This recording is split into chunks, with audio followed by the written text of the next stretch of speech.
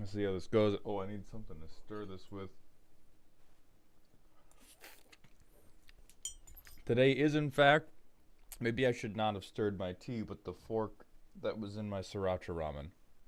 I'm going to have to. I'm going to worry about the downstream consequences of that later. For now, we're just going to stir because we need the tea. It's been a rough night, gamers. And I'm here today to take it out on all of you. I'm here today to take out every bad feeling I have about only sleeping 5 hours on every last one of you and your terrible mana bases and your limp-dicked little decks that can't get over the finish line and all of your trauma responses that you want to say to mommy or daddy or the first blue player who ever counterspelled your win con, but instead you say it in the 99 of the most obnoxious piece of EDH rec trash I have seen in my life. That's the attitude of today. Hopefully our pain is your healing. What's up, Troper? Welcome back to the dog home.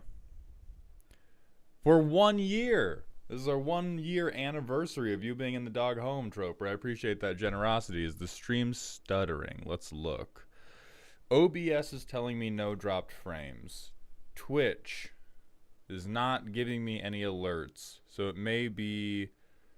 So other people sound off. What's up, Kenku? What's up, Benisatrix? Giles, welcome to the stream, my friends. Dark, thank you for the Prime sub for half a year. Hey, Maul, it's time for me to steal 0.000000000000001% of Jeff Bezos' money again, like the shittiest incarnation of Robin Hood in history. If only Robin could, my friend. Welcome back to the dog home, and I appreciate those Bezos bucks. Karanios, your deck.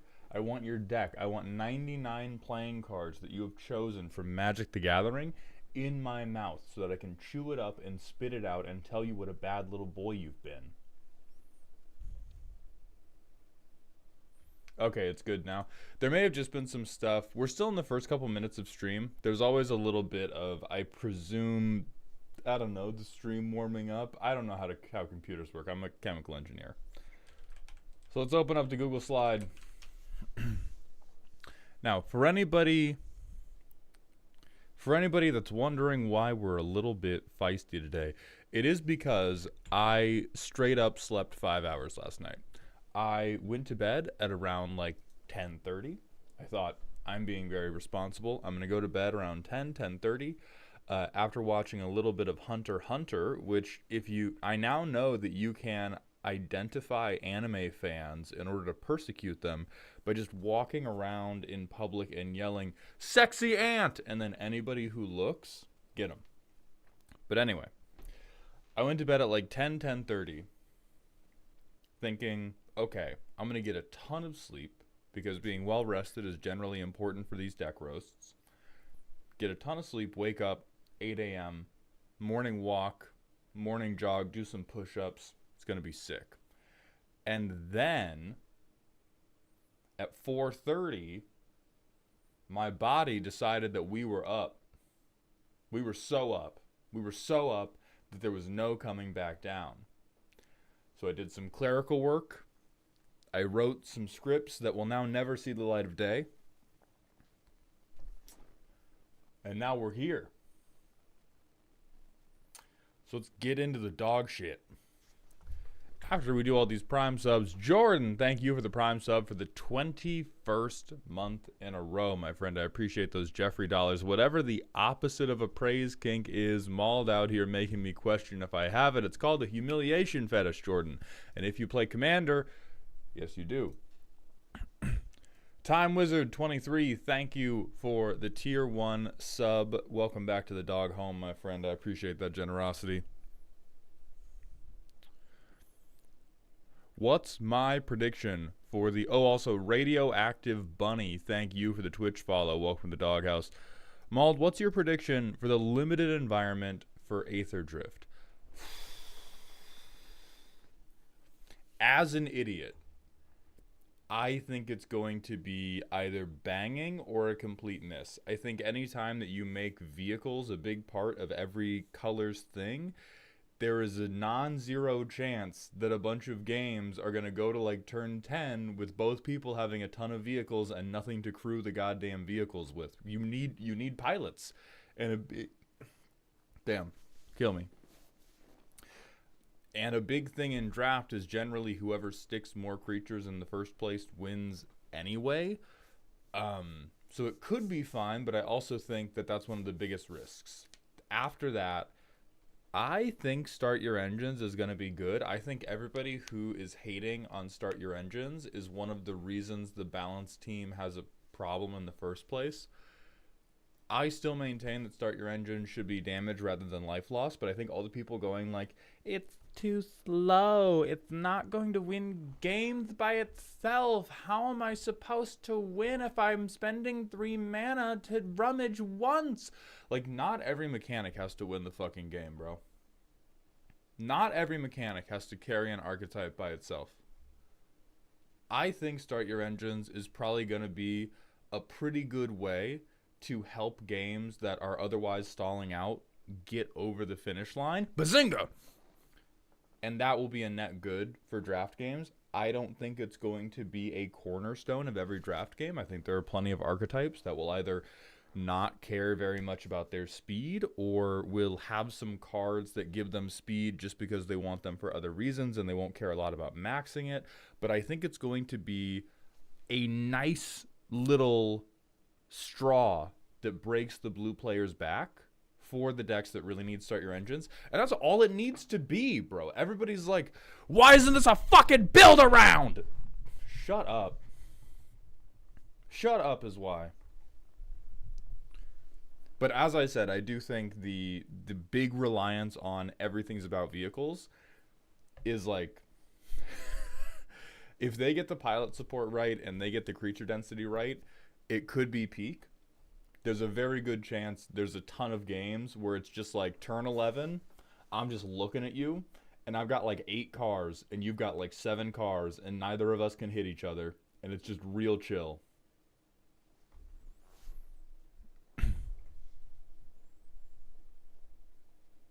Yeah, Nebulous. I agree with that.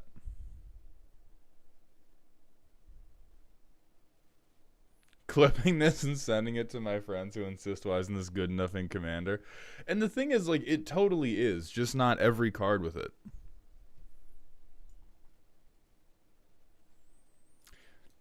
Laxall, the 2 ways to get your Commander deck roasted by me. God damn it, we missed the first pre-roll ad thing, so we're going to have to vamp even longer.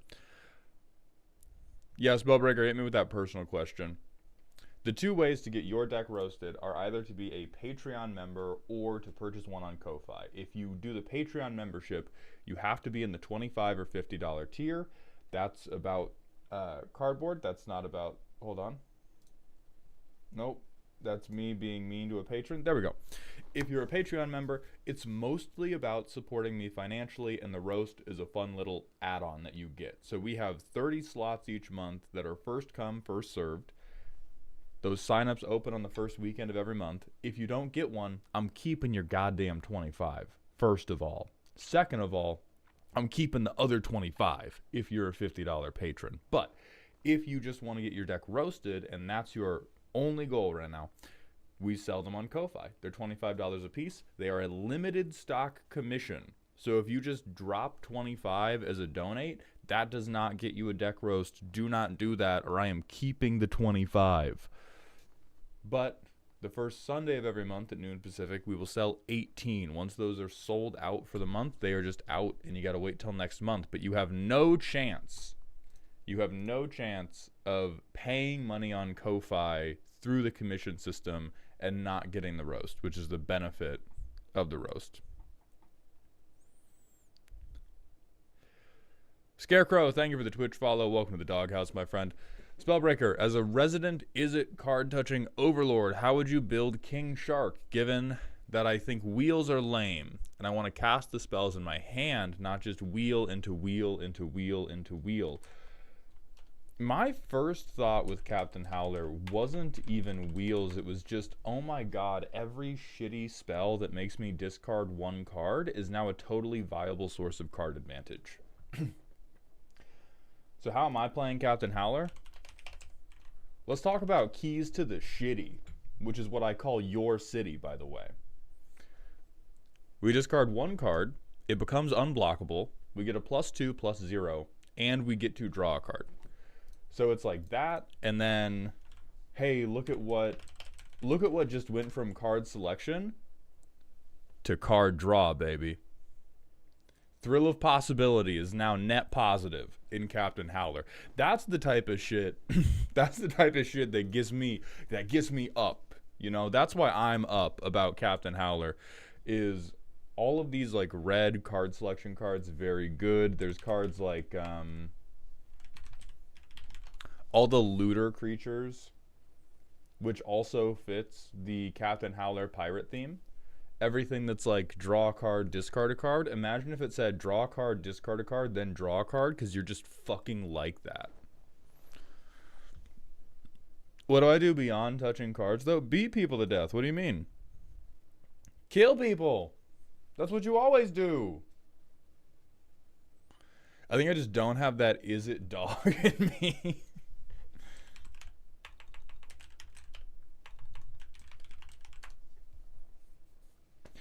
I mean, I think so. This definitely is going to lend itself more to being a Voltron commander than it is going to be being any other type of combat damage commander, because he's already at 5. So once you discard one card, this guy is a third of the way to being lethal commander damage. And so I think a lot of the things are going to be card draw engines that get to be a little bit different than normal because of this effect. But mostly, we're gonna buff Captain Howler. He's gonna fucking get you. I don't think it needs to be Voltron. Like, again, I think the fact that this is... Oh, Oath's gotta go to work? Yeah, we can do Oath first. So let me grab the order. We're gonna grab the order, knowing in our hearts that Oath is going first. You could also do Infect. You don't have a lot of ways to do... You don't have a lot of ways to do Infect, but you have a lot of ways to get creatures that are normally shitty to have slightly bigger powers. Howler has the penis sniping rifle. True. It me. It me. I be howling. So yeah, you could do Poop Knife Larry. But like, just because he's going to be a commander damage threat, like this to me seems like a deck where rather than having the type of totally typical big finisher that is a like deterministic I win, I think this guy is almost like Winota adjacent, where he's just like, I'm just gonna beat you to death. Straight up, me and my guys that came with me, who do not have tattoos as cool as mine, but do have tattoos, we are going to hit you until you die. Simple as. Simple as. I have me some knuckles that I have acquired made out of brass. I have with me this bag of hammers. I have this implement that looks a little bit spiky, and I'm going to hit you with it until you die. Your move. Like, I think you probably do want to be pretty interaction heavy. And then every time you spend your interaction, you want to get it back with a card that's going to have you discard one card at a time. I don't think it's going to be outrageously strong, is what might be hurting you, Spellbreaker, is like, I think you're trying to navigate, how do I transition this from a constructed or limited card into being a air quotes commander deck? And I honestly don't think you do. I think this is like a draft tempo deck that you just play in commander anyway because you think the shark is so fucking cool. Scarecrow, Top Line Gaming Channel, and Glow Sticks. Thank you for the Twitch follows. Welcome to the Doghouse, my friends. And Omega8520. Thank you for the Prime sub. I appreciate those Jeffrey dollars and for supporting my endeavors. Welcome back to the dog home.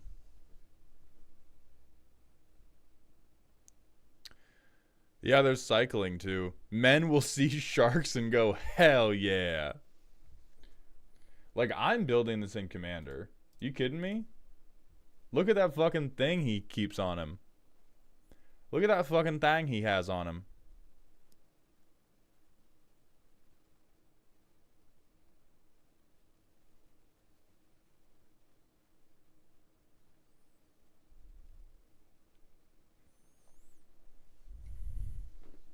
The blunderbussy. God. Dread viewer, thank you for the Twitch follow. Welcome to the Doghouse, my friend.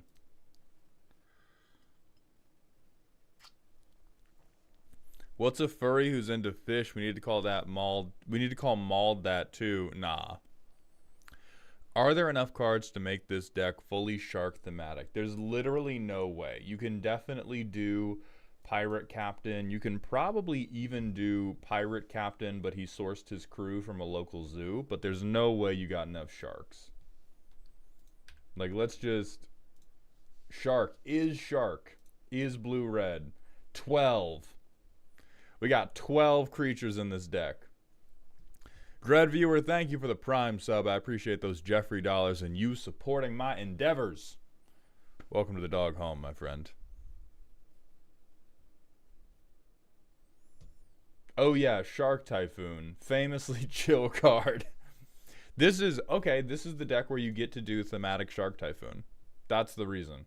This is where Shark Typhoon is not even a generic good stuff card. It is literally Captain Howler talking his shit.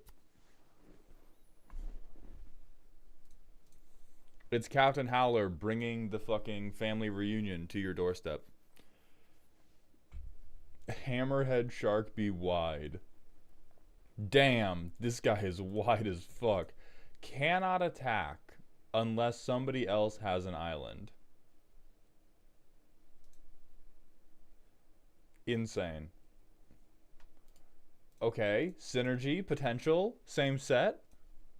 First mate material. Mate material. Nobody clip that.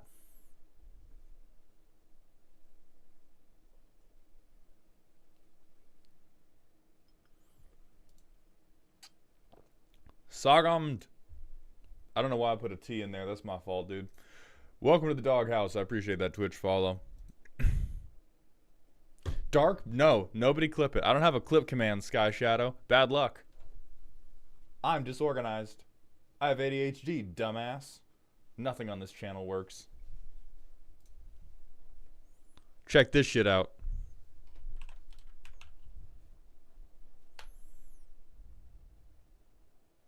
Holy shit, that works. Follow my girlfriend. We got one right. Also, before we send you to the ads realm, I'm still sponsored by CoolStuffInc.com. If you're going to buy credit cards or magic cards, they don't sell credit cards, use code MAULD at CoolStuffInc.com for 5% off, and they won't fire me, and then I can afford rent. And now, I banish you to the fucking ad roll zone. And then we're going to start with Oath's Commander deck. But we got to do the ads manually to make sure that none of you are getting ads in the middle of the deck roast. So, subs... It's whole time. Let's talk about the hole in my heart for how badly I let down my hardcore World of Warcraft Classic group yesterday. I was so deep in the cut, bitching about Mel Medarda, one of the stupidest champions I have ever seen touch the Rift, that I fully took my headphones off while we were questing in a level 11 area. My priest left the barn that we had taken shelter in and was immediately set upon by 4 voracious zombies. They, of course, began screaming for help. I, of course, was too busy screaming about a max range Q that matched Xerath's W but with no windup and could reliably trigger comment every fucking 8 seconds. I was occupied. I didn't see their plight. By the time I left the barn and handled the situation easily, because I'm the greatest warrior in World of Warcraft history, they were already dead. And that shame is going to stay with me a long time. That hurt is going to stay with me a long time. Now, long enough to not feed myself to Son of Aragal in solidarity and immediately spin up a new character named Aftercare? Not that long. They're already level 7. Okay, I'm in the cut. I'm now the greatest shaman in World of Warcraft history. But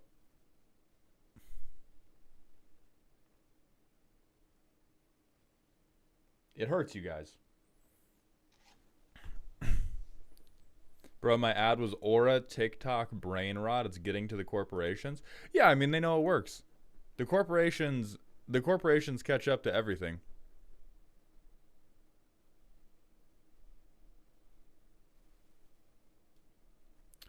Alec, man, was that Islor's Bant rant? Because otherwise we're gonna wait for them to be here before we do it.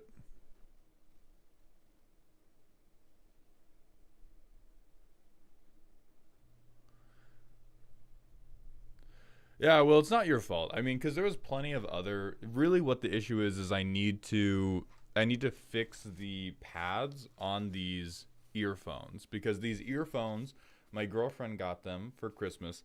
They're really, really good, and the noise quality is really, really high. The problem is I have big ass Dumbo ears, and so this little cup that's in them is not deep enough. Like if I fit this over, it is squishing my boys. And so, in my hubris, I assumed that if they were truly worried, I would be able to pick up the panic in their voice through the ambient noise. I did no such thing. And I let everyone die. And that's on me. That's on me. I don't play League. What's so bad about Madara? So their name is Mel Medarda. They're not. What makes them bad right now is most champions that are able to get you from a really long range have to make up for that by having a really long wind up on their abilities. And by really long, I only mean like half a second to a second. But basically, if they can hit you from 2 states away, you get some type of advance notice that hit is coming. With Mel, she has a very long range ability that has no windup. It is instant. There is a time for the entire thing to hit you. So like it hits sort of like a percent bar filling, which is better. However, there are other things in the game that are agnostic to your champion. One of these is a benefit called Arcane Comet. What it does is anytime you hit somebody with an ability, it follows up and domes them in the goddamn head like a little follow-up rock. That damage is not negligible. And so the way Mel plays lane is she will off cooldown, because she does not have mana issues ever, she will Q you. And if you dodge correctly every time, you will only get hit by like 5 points of damage from the Q, which is not that bad. But then you will get hit by the comet every fucking time. And if you ever dodge wrong, you will get throttled for like a quarter of your fucking health bar. And so it's, if you play completely correctly, you still get poked out. And she also has a stun and an ability reflect. No League nerds get in the fucking chat about this. I know it's a projectile reflect. I'm talking to someone who doesn't play League right now. And so even if you do want to get onto them, if you are not a character that has a ton of dashes, you are basically never going to get on top of her and punish her for everything or for anything. And you're never going to have any type of like significant counterplay to her in lane. She is not busted in the aggregate because long term she still has only like a 50% win rate because her scaling falls off really hard in the end of the game. But it's one of those situations where potentially competitively balanced is not the same thing as a game that is enjoyable to play. And this gets lost a lot when people talk about League, because a bunch of people that play League either play it by themselves because they're mentally ill, or they're memeing about it being unfun. But the game is fun. A lot of us play the game because the game is fun. And champions like Mel create situations where the game is winnable. It is not going to be enjoyable at any point up to it being winnable, because you're just getting gently pissed on by someone else's power fantasy for 20 minutes, and then you win because they don't scale into the late game very well. But you don't get to, like, you never feel like you have agency. You're losing, and then mathematically, character sucks now. Which is very, very, very not cool. Very not sick and fun. Mango, you play Dota? I played Dota first. I'm with you. Freezing Fist, thank you for the Twitch follow. Welcome to the Doghouse. And everyone say hello to the YouTube editor, Triple Mango Threat. If you enjoy any of the VODs we've cut together from this, you enjoy Mango's work. And Bread Theory, thank you for the 5 months in a row at Tier 1, my friend. Welcome back to the dog home. I recommend the Sennheiser HD50s or the HD6Xs. I've copy-pasted that into a separate tab so that I can find them later.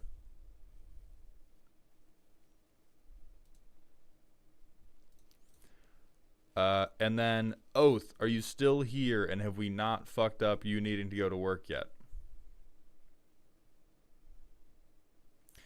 Troper, thank you for the 100-bit cheer. Welcome back to Dog Heaven, my friend. Another $1 to Mango. I cannot pay you in channel points. You can pay them in subs. All right, Oath is here. We are going to start with Oath. I'm going to slam some of this energy drink because holy fuck am I sleepy.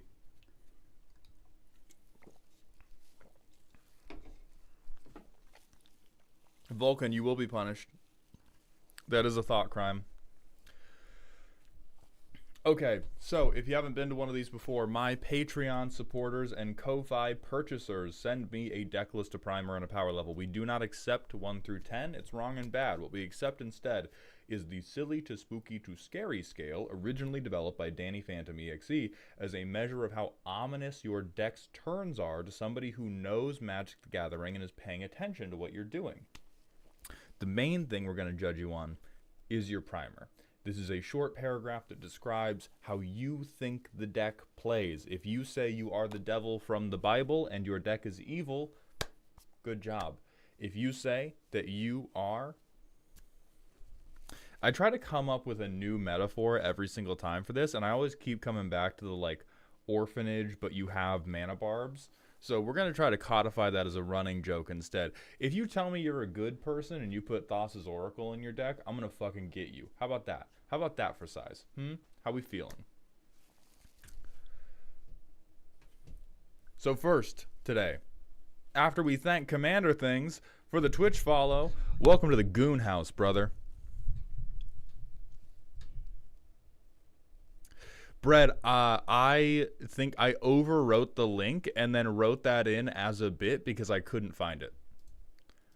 I was like in a cold sweat realizing I had not put any of the deck lists in for the latest video, and I was editing the description, and in the sign up sheet your deck link had gotten fucked up, and I was like, what do I do? What do I do? And I just wrote 50 hair apparents, fuck off.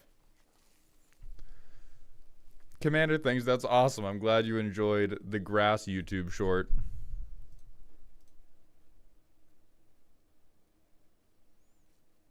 Buffalo, that's correct. That's the correct way to be. Happy002, thank you for the Twitch follow. Welcome to the Goon House, brother.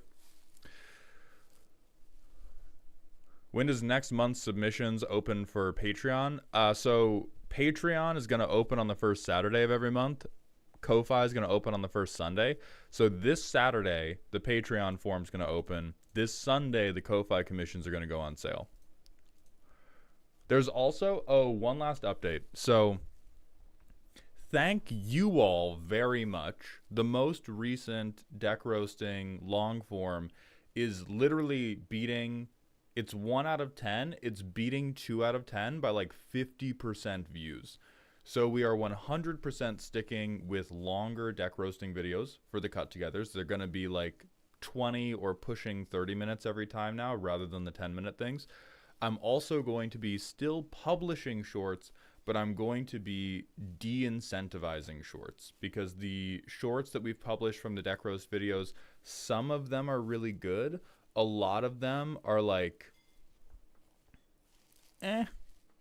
Like a lot of them either don't pay for themselves or they don't really get any subscriber growth, and they just make the like average retention and average viewership of the entire channel lower. So we're going to be trimming back how many shorts I publish per deck roast, but we're also going to be making the deck roast long form videos way longer. I think I reviewed one at like 5 a.m. this morning while I couldn't sleep, and it was like 30 minutes, and I think I told Mango I wanted like literally 1 or 2 things changed. There was one thing I wanted changed, and one thing where I was like, I think we have to censor me because this will get us demonetized, even though it's not something I want taken out of the video.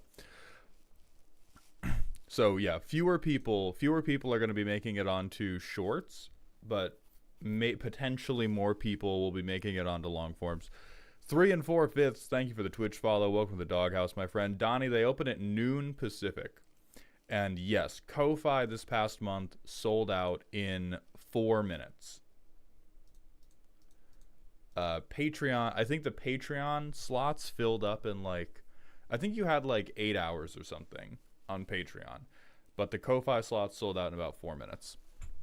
So I'm going to repost the order in chat, and then we're going to get into Oath's deck.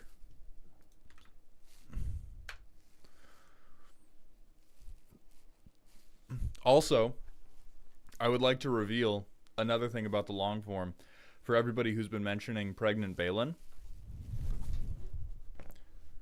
We did a thumbnail test on that video. We made multiple thumbnails, only one of which referenced Pregnant Balin. So if that video to you was the Pregnant Balin video, that means your algorithm knew you were most likely to click on Pregnant Balin. And I want you to think about that. That's not on me. That's on you. I literally gave you the option to click on other things. And the FBI agents in all of your computers who are talking about Pregnant Balin went, nah, this man owns a director's cut of Zootopia. Give it to him. Oh, it changed live for you, Eris? That is interesting. We've only done like one other thumbnail test in the past, so it does make sense.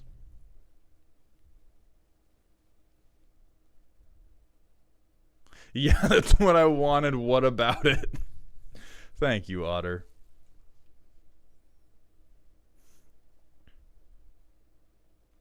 Okay.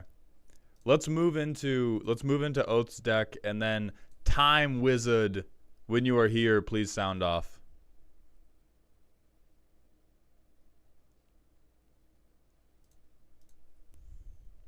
So first up, we have Oath's Scary deck. Primer says refer to deck description. Okay.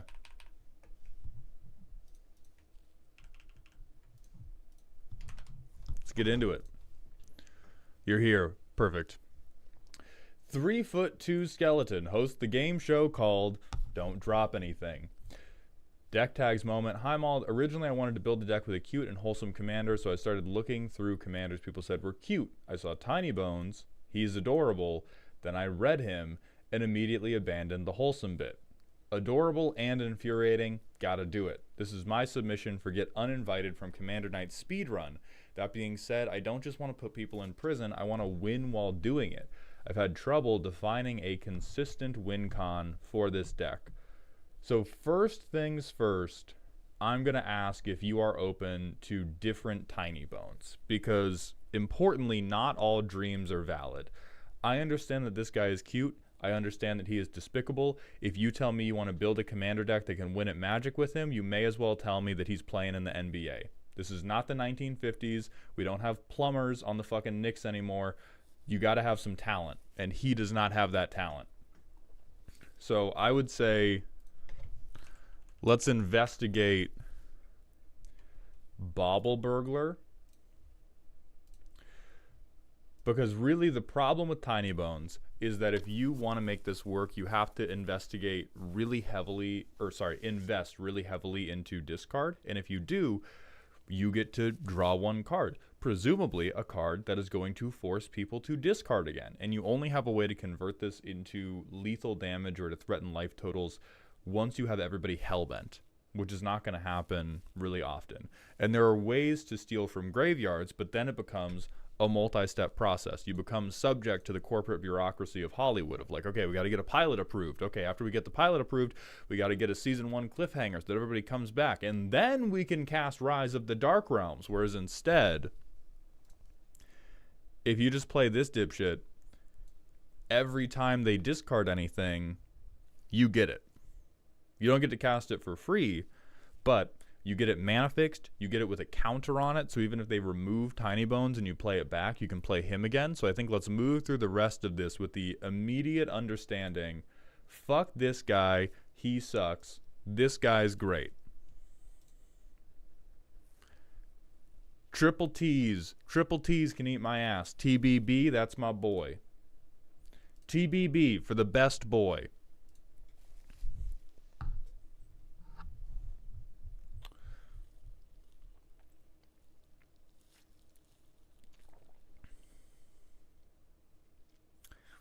Damn. How down bad were we? Demonic Tutor, Divining Top, Vampiric Tutor. Like, Anvil's good. Anvil's good. You force people to discard every turn, which is really positive. Bag of Holding is cope. Geth's Grimoire is good, but overcosted. And if that ain't the heart of Commander, I don't know what it is. 33 lands, sure, whatever. Your Commander's 2 mana.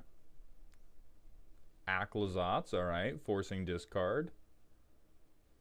Okay, damage. Life gain for no reason, but I see the art. I know why you did this. Alright. I can't. I've been trying to help you, right?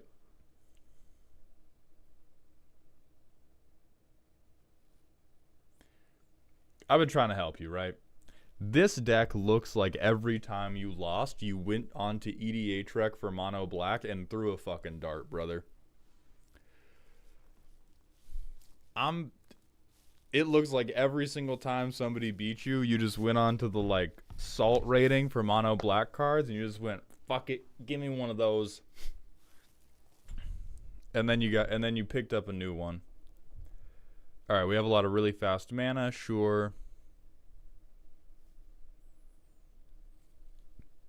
Hey, look, it says discard on it. Sure.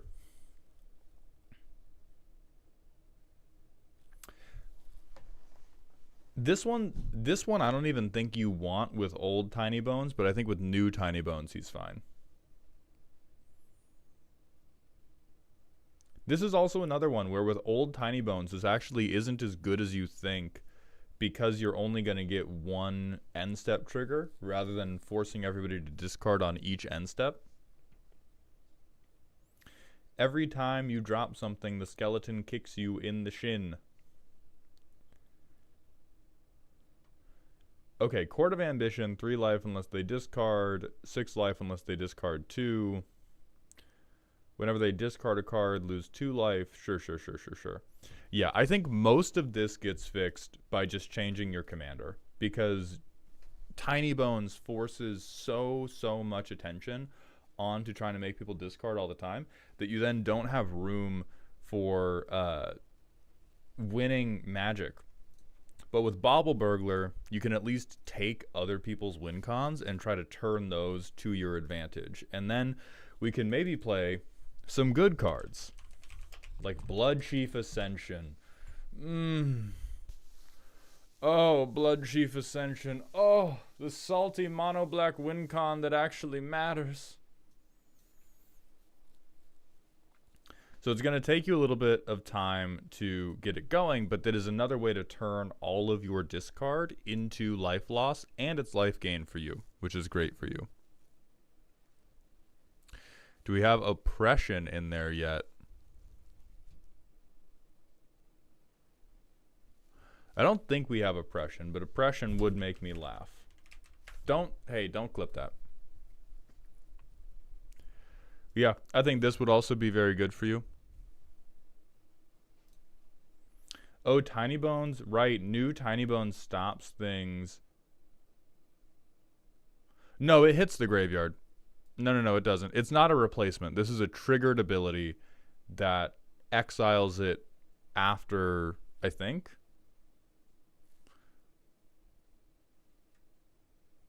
Local Hound gets canceled on Twitter. Waste Not is in there, Beefcake.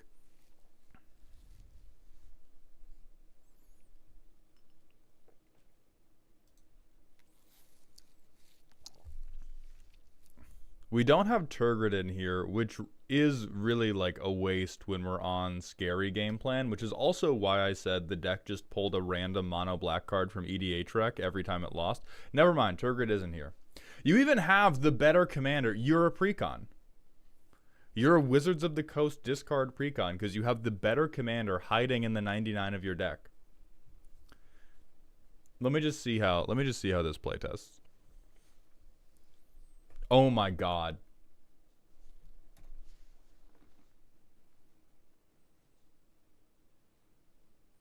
Okay, Gavin Verhey, thank you for submitting a deck roast.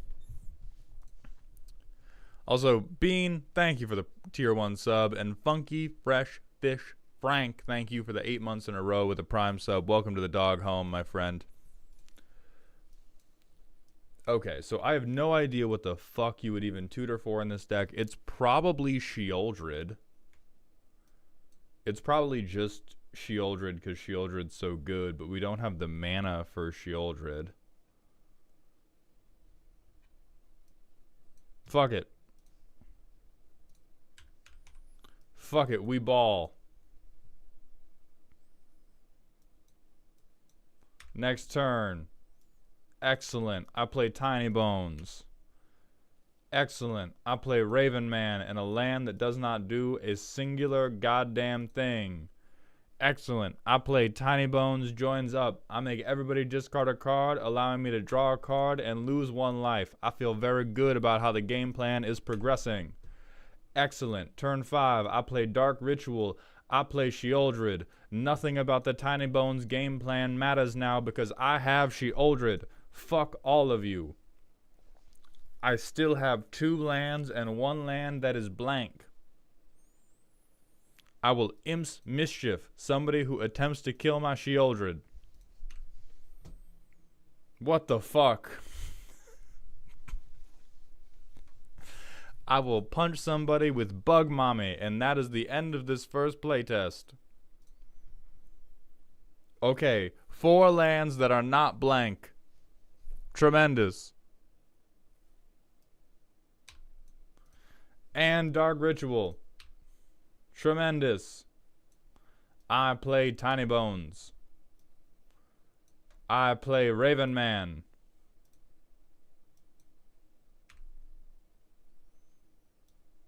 I play Cabal Stronghold. I Demonic Tutor for guess who? Sheoldred.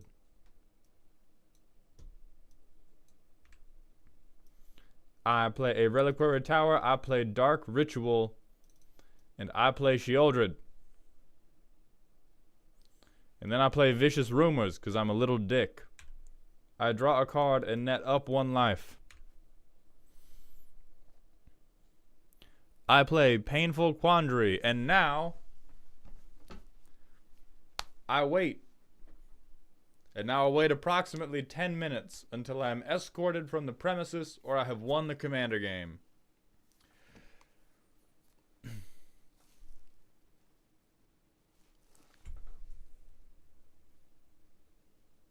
We Demonic to... Oh, is this to hand? Oh, Jesus, this is the hand too. I don't listen. I always confuse the tutors. I think we do have Pox, but I think what these 2 playtests show us more than anything is that Tiny Bones is not suited for the NBA. Or at least this Tiny Bones is not. He does not do enough to be worth running as a commander. Like, the two types of things you want in your command zone is either you want the engine that is going to drive the game forward, or you want something that is going to tie the end game together and be a finisher, or you want something that is going to be strong where the rest of your deck is weak. This guy is just weak wherever the deck is. So I would swap Tiny Bones Bauble Burglar in so that we can then actually get some card advantage. I'm not going to demand that you cut the tutors because you do want this to be scary. I am going to demand that you cut Bag of Holding because that is sucker shit. That is coward behavior. If you discard it, you're just going to hold that. The Full Metal Alchemist one, Troper. Aclazotz is fine. I legitimately think you cut Sangromancer, even though this is a phenomenal Twitter bookmark. You should not be that invested in gaining life. You should be highly invested in making your opponents lose life. And so, like, Fell Spectre, I will allow because it's still lose 2.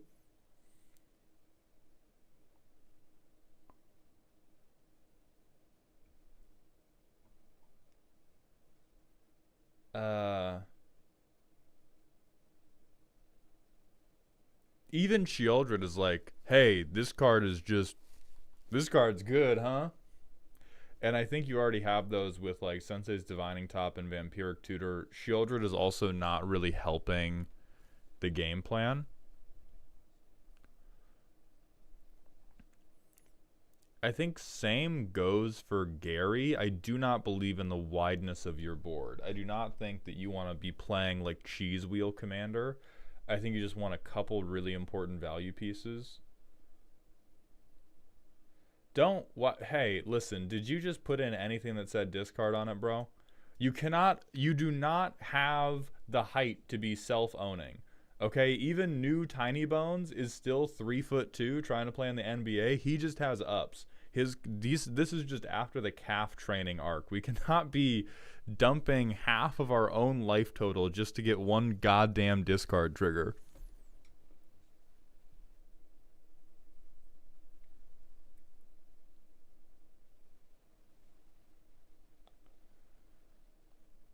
Nihil Stone, maybe.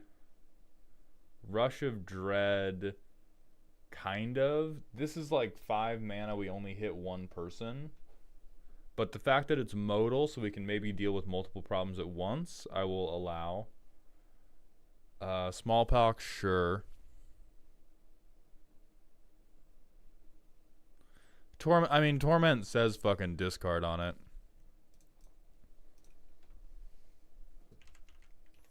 What's Abyssal Harvester?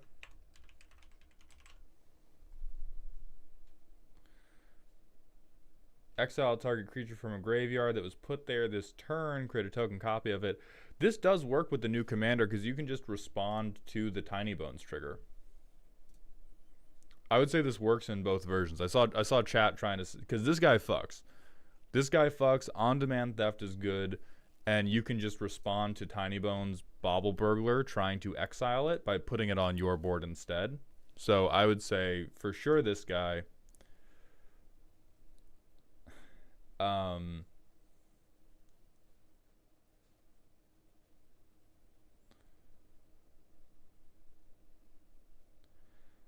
I mean, honestly, fuck Liliana's Caress and probably fuck Raider's Wake.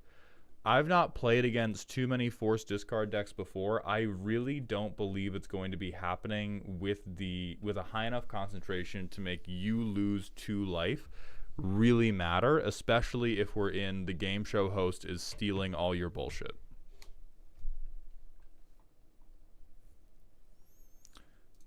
Oh yeah, let's prevent Spellbreaker from having a full-on stroke. So Mind Rake. Yeah, this is hot. This is hot. Put this in yesterday.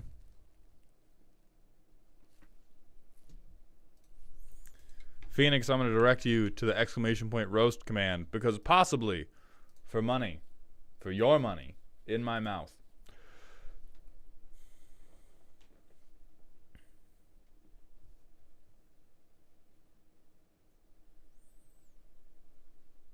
Oh, we do have oppression. That's good. That's good. And I like Necrogen Mists. I'm okay with Delirium Skeins. I'm okay with Bottomless Pit. We are theoretically going to be the only person that's continuing to draw any number of cards as the game goes on. So it is okay if we hit ourselves for cards. I just really don't want to be hitting ourselves for life totals and creatures, because holy fuck do we not get those back.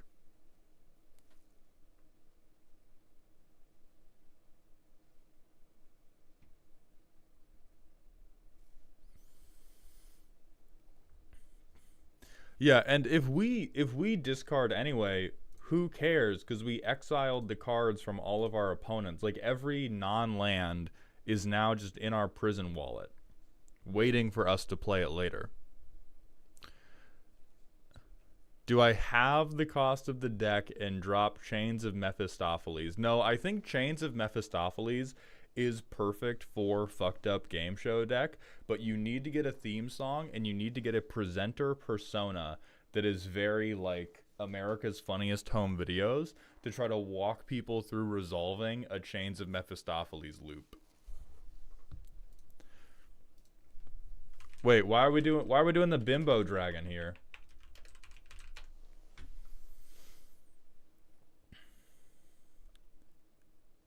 Ooh, bimbo dragon. I said persona, Darebrained, you maniac. Yeah. This is perfect, actually. This can replace Shieldred. This is your new Shieldred. This is your new multi-limbed mommy. Reject bug mommy. Embrace dragon mommy. This will be very good to translate Bauble Burglar's ability to take cards into the ability to kill a person, which is still going to be pretty severely lacking in this deck.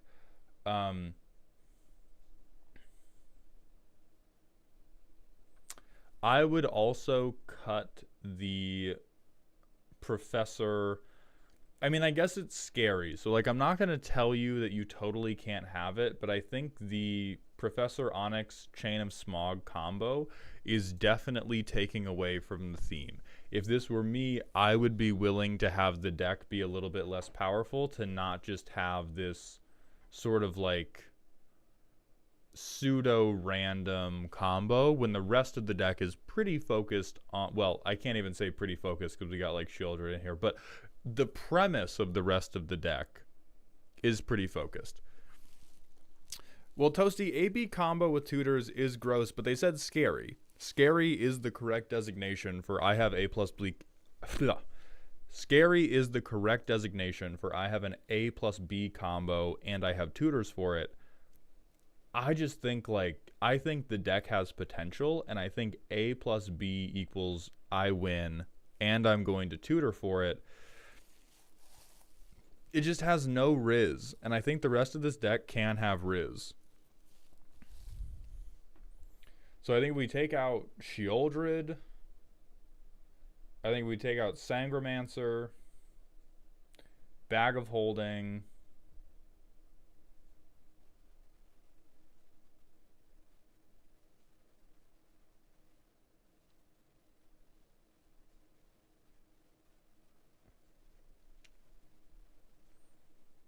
Liliana's Caress, Raider's Wake, Professor Onyx, Chain of Smog.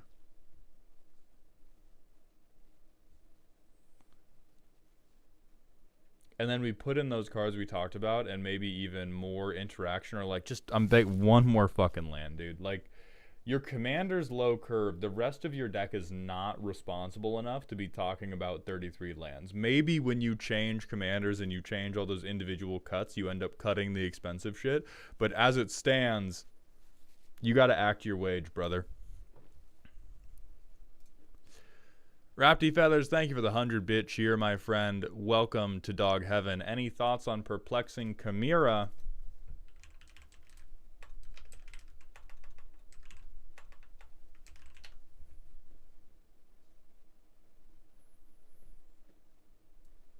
Damn. That shit is confusing. Got him. Got him. We also have a question from Darebrand.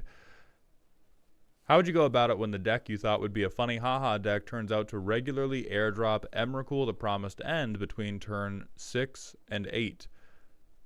I mean, that's the thing is, like, funny, that's part of why you can't collapse decks into this is strong or it's not strong, and the decks can only exist in context of their overall play patterns. Because it's not very difficult if you do a colorless commander to just do everything's ramp. I'm going to make 12 mana. I'm going to cast my 12 mana commander. And if you have any response, I'm going to curl up in a ball and die. Or if I get farewelled 2 turns later before I've killed everybody with my 12 mana Tentacle Mom, I'm going to curl up and die. Like, I think even though, for the purposes of the roasting, we have you submit with a 1-word adjective, you must go beyond 1 word when describing your deck. A lot of adjectives that can apply well to commander decks are fast, slow, fragile, top-heavy, variable. I mean, see, Darebrand, the specifics don't matter. It doesn't matter whether it's ramp heavy. It doesn't matter what the mechanism of you getting out your command, whether or not it's your commander either. Just the fact that it's airdropping Emrakul turn 6 to 8, that means it's good at generating either a ton of mana or getting a free creature into play on turn 6 to 8. That is an immutable quality of the deck as it stands. That deck can still be funny haha, but it depends a lot on what the rest of the play pattern is. Because some people like that stuff. Some people like having decks where the way you interact with them is very clear from the beginning, and the deck is very easy to beat if you do one specific thing, and like impossible to beat if you try to fight it where it wants to fight. So it's really just like, yeah, you have to look at more of the deck, and if you don't want it to be that fast, then you have to cut whatever's allowing you to do, even if it's like, oh, this is a good interaction, this is a flavorful interaction, or it's like a gimmick-related interaction. If it's leading to outcomes you don't like, you just got to kill it. Oh, hold on, Oath. Let's put you on the... We are done roasting you, but let's put you on the... Right, we have the alignment chart now. I think, like every Hollywood game show, this is greedy and spiteful. I think we can make it tuned spiteful, but I think that you backed away from tuned every time it lost, and you let the Shieldred brainworms talk a little bit louder. So we're going to have you greedy spiteful, and the goal is we're going to see you moving on up to tuned spiteful. Next up, we are going to have...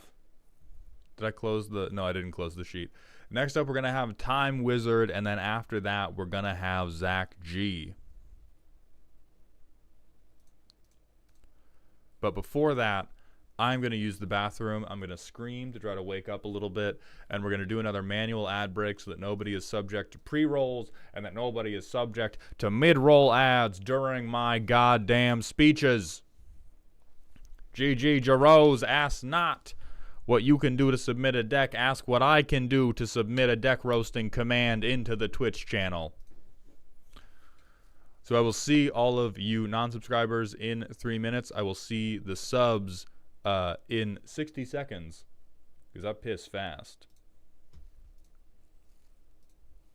Oh God, I'm not managing the YouTube stream live.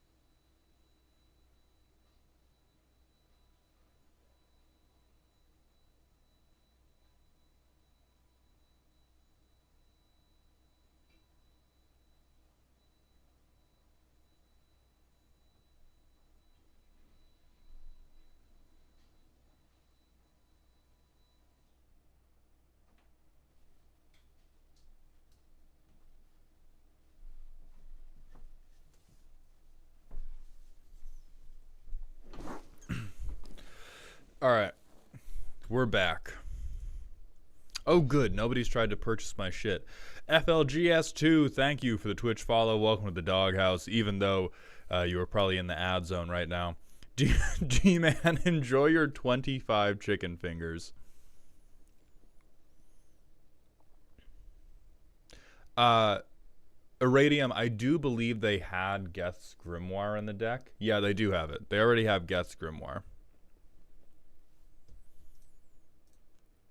All right, so we have a minute 30 left in the ad break. So, guys, I rolled up. Guys, will anybody join my World of Warcraft guild? Be real with me. Subs, be real with me for a moment. Who's going to join my World of Warcraft guild? I want to raid in Hardcore Classic. We can do it. I'm good at World of Warcraft. I swear to God.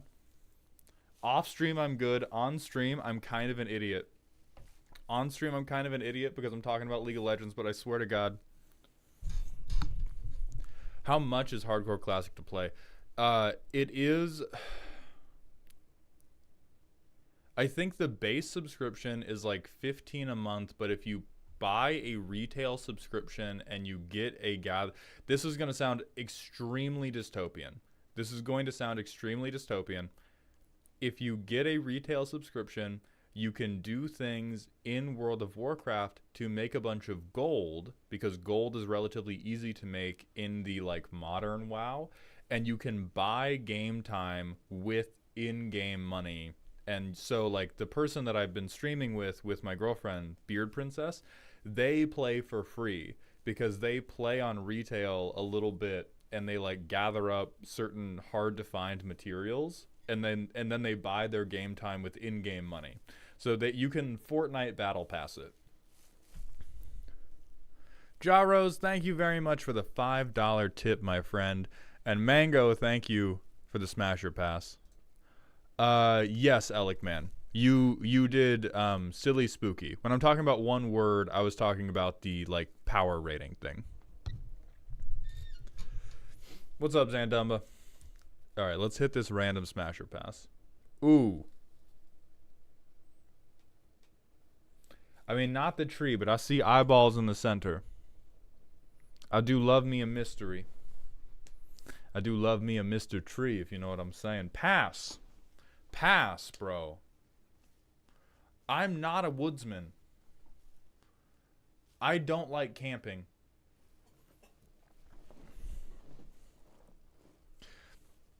Lazzy Lexi, thank you for the Twitch follow. Welcome to the doghouse, my friend. Also, New Jingwei, thank you very much for the Prime sub and the follow that I missed 20 minutes ago. I appreciate those Jeffrey dollars very much, even if I have a goldfish brain. Welcome to the dog home, my friend. How salty would you consider Lantern Control? I think Lantern Control is probably the saltiest deck in the history of Magic. Now, to all the people that are like, I'm going to build that in Commander. No, you're not. It doesn't work in Commander. Shut up. Go maladaptive daydream about being an evil overlord in He-Man another time. Do it on someone else's time. Lantern Control is shut the fuck up, it works with Phoenix. No, it doesn't.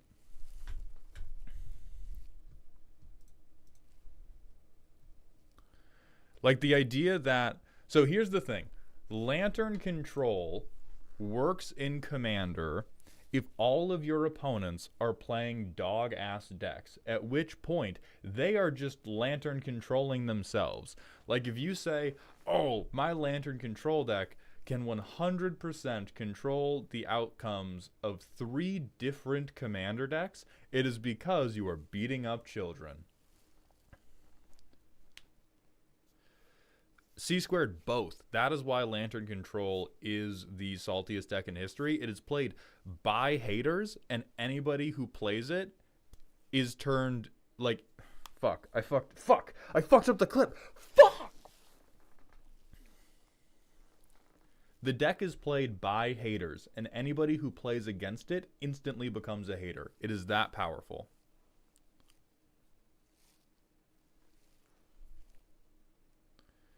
Yeah, James, that's why it's a very, very good 1v1 deck. Like, Lantern Control is from 1v1. In the 1v1, if you get the right setup pieces, totally possible to control the top of someone, to control somebody else's top. Dark, it's the difference between playing it in 1v1 where it was invented and saying, "Oh, I'm doing this in Commander." Because the way that Lantern Control works is you play Lantern of Insight, which allows you to look at, okay, what does my opponent have on the top of their library? And then you play a ton of other cards like Codex Shredder, which allows you to mill cards one at a time. And so once you get a couple of these on the board, you can see what your opponent's going to draw next, and you just mill them until they're going to draw a bad card or a card that just isn't going to help them in their current situation. And you do that every turn until they mill out of the game.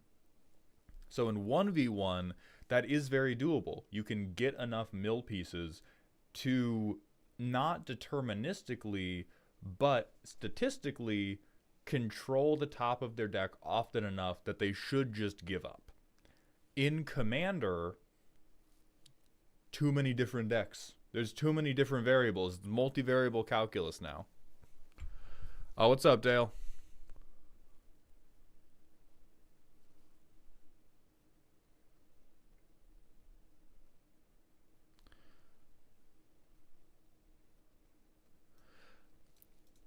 I mean, Shrink, listen, if you want to send it in, go ahead. I have seen, I think, 2 other versions of people being like, I've made Lantern Control in Commander. And what they have is a mill deck that works against bad decks. Pretty much every time. They have an on-demand mill deck that can beat precons. And that's about it. What's up, Wonderbar? Also, Calyx13 and Flaming Phoenix, thank you for the Twitch follows. Welcome to the doghouse, my friends.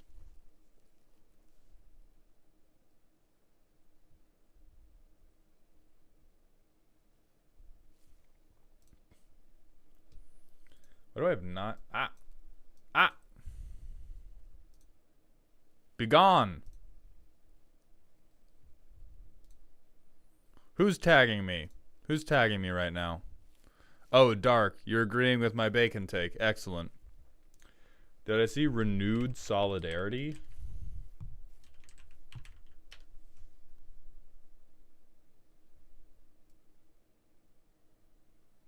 Man, I'm so tired of pregnant bunnies, dude. Ratchet, we haven't done Kit Kanto yet. Alright. Alright. Time Wizard, it's now your time.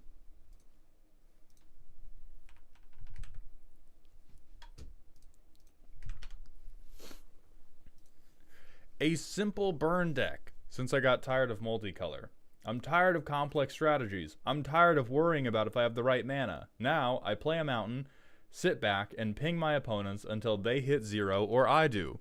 That's relatable. Also, Dale, thank you for gifting a membership to the Dog Home. Welcome to Dog Heaven, my friend. So Torbran increases how much you ping every time you would ping. There's a couple different ways I've seen people do this. This probably looks like the Spellslinger version, except no, it doesn't, because we have only 26 spells to sling. Every doubler in the book, very normal head empty red behavior. A better land base than the Tiny Bones player. Progressing the game. Abrade, Aria. I think this is a little bit aspirational with the number of instants and sorceries we do have. Auntie Blight. Why are we taking damage? Oh, I guess you said, okay. Bonfire of the Damned. Deals X damage to one player and each creature he or she controls on 35 lands, and I don't know what these artifacts are, but you don't have enough ramp to be paying for that shit. Brimstone Mage, 3 mana, 2/2, undraftable, but at 7 mana, I can tap them to deal 1 damage to a creature or a player. At 11 mana, I can tap them to deal 1 damage to a creature or a player. At 15 fucking mana, I have a 2/4 that can deal 3 damage to 1 creature or 1 player. Maybe it's 5. For 15 mana, I can tap, deal 5 damage. What did we call this? Silly. Okay. Well, hey, you're right about one thing. Okay, Brimstone Trebuchet. Wait, a good card, except it cares about knights. Do we have any knights? We have 2 knights?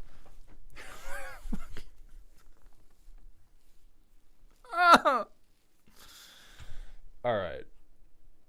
Coruscation Mage, non-creature spell, 1 damage to each opponent. That's good.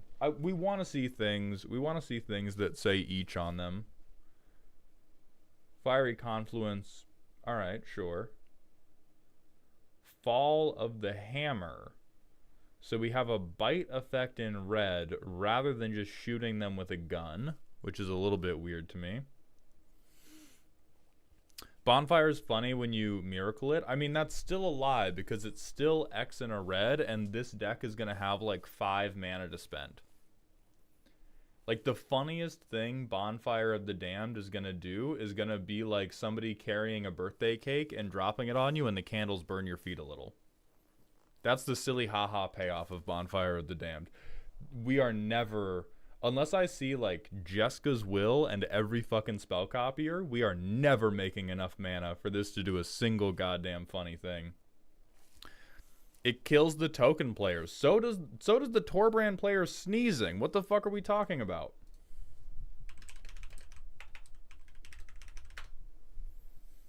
Look what I can do for less than 10 mana. Let's play Does It Have Descent into Avernus? It should. Oh shit, Jeska's Will?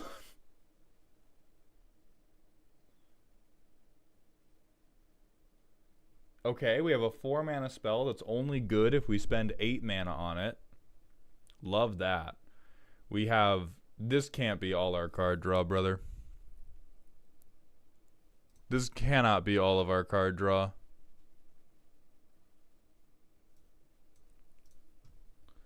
Okay, more fuel for the fire. What?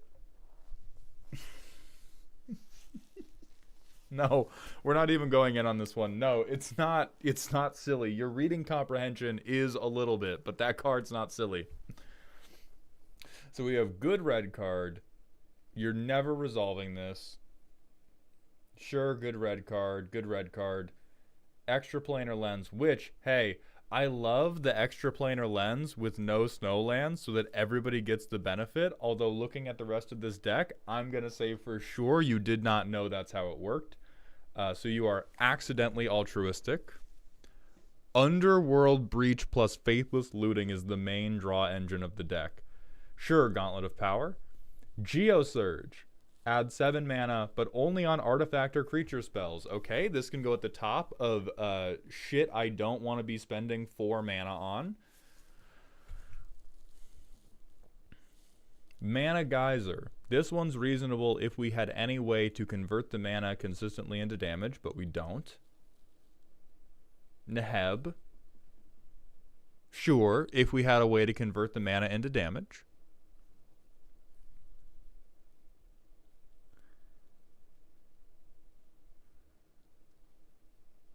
We have a colorless dump to get red. This is not, I know it does have fire in it, and that probably tricked you into being like, this is a burn card, it's burning. That's not true. Wizards will lie to you.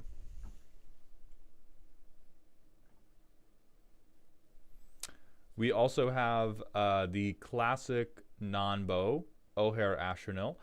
It is not the worst thing ever as a like redundancy to Torbrand.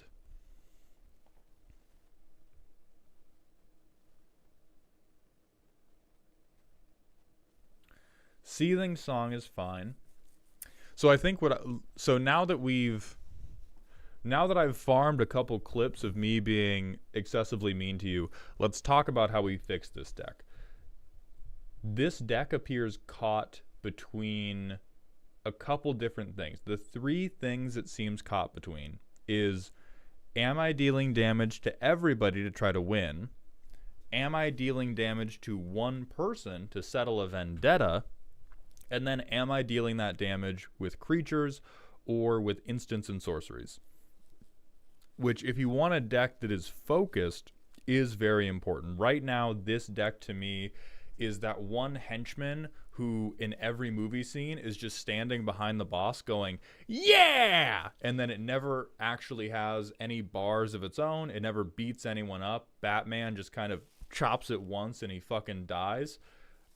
You don't have a lot of agency. You don't get to make a lot of real decisions. You have a couple times you can pile onto somebody if you get the right things to line up. Like if you get a Bonfire of the Damned on like turn 12 or something, and you have a damage doubler. But overall,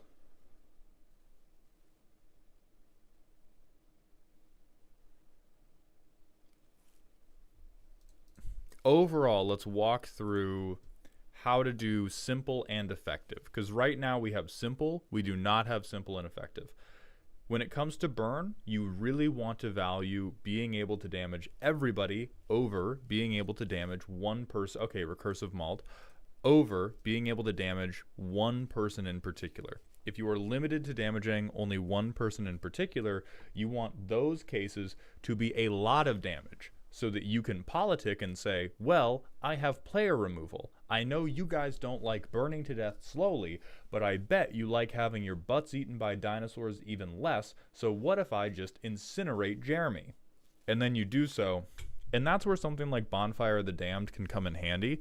But you need either ramp or you need to be very confident that you're hitting your land drops and very confident that the game is going to go long enough for you to have enough lands for this to matter. So the ley lines I think are just in here because we were like damage good.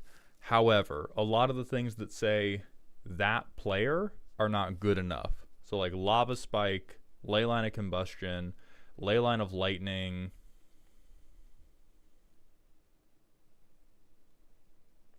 Follow the Hammer, Brimstone Mage,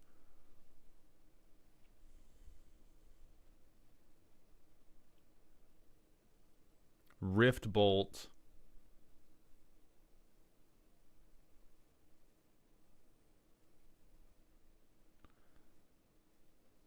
Unholy Heat, kind of. If we change the deck a lot, maybe Unholy Heat could stay. Gauntlet of Power, Soulbright Flamekin. Like all of these are working in ways that aren't going to matter very much for you. And if you want to have things like Aria of Flame in, Aria of Flame is not a card. Oh, hold on. Now that Pirate Software has been canceled, I can steal his bits. That's not true. I'm making a running joke about popular streamer Pirate Software, who everybody was pretending that he got canceled because people were mad at him about something that happened in World of Warcraft, which in fact like quadrupled his viewership. And so it just doesn't. So this is going to be effectiveness of Aria of Flame. I think you've put this in the deck with it having 26 instants and sorceries, believing that it's kind of like a straight curve of how much better Aria of Flame is depending on how many instants and sorceries you have in the deck. And so you put it in thinking like, oh, this is how it goes. The more instants and sorceries I have in the deck, the better my shit's gonna be. And you probably placed yourself like right here. In reality, because you are giving away life, and because you are dealing damage based on the counters that go onto Aria of Flame that only get put on there by casting instants and sorceries, this card sucks. This card sucks for a long time because the concentration of those types of spells in your deck are not high enough to guarantee you're going to cast multiple, and then it begins to hockey stick. So it is playable at 26. I've drawn this curve a little bit badly, but it gets much, much, much better the further you go above 26. And actually, this might be accurate with how ineffective it is right here, because as K-Dog is pointing out in chat, this is to one person. Damage you deal to one person, you have to be able to deal 120 fucking damage because you have 3 people with 40 life each. If you're dealing damage to everybody with something like Coruscation Mage, then you only need to deal 40 damage because everybody's getting the same shit and you have Torbrand to influence it, versus stuff that is meant to be like these big targeted payoffs. The payoffs have to be really big. So if you want this to be an Aria of Flame deck, we can do an Aria of Flame deck. I want you to be at like, I want you to be at like 40. I want you to be at like 40 instants and sorceries, and most of what we're doing is like Bergy shit. And the thing is, that also takes the deck probably to spooky rather than going to staying in silly. And so if you want to stay in spooky, some ways you can stay in spooky is you can use things like Perforus, that I spelled wrong. Yeah, Perforos. I think I want to go with spread damage instead of Aria. Tremendous. You've made a good decision for your own mental health. So things that spread damage, good. The next decision is, do we want to be on creatures or do we want to be on non-creature spells? Because you can spread damage through non-creature spells with things... Where is she? Like with this baddie. Right here, your targeted instants and sorceries become hit every opponent spells, and so you can keep some things that do quite a lot of damage or are modal. So like a Braid is good. You can definitely keep... I even think you can keep Bonfire of the Damned, but we gotta fix your goddamn card draw section. Unholy Heat, I have 0 faith that you can hit Delirium.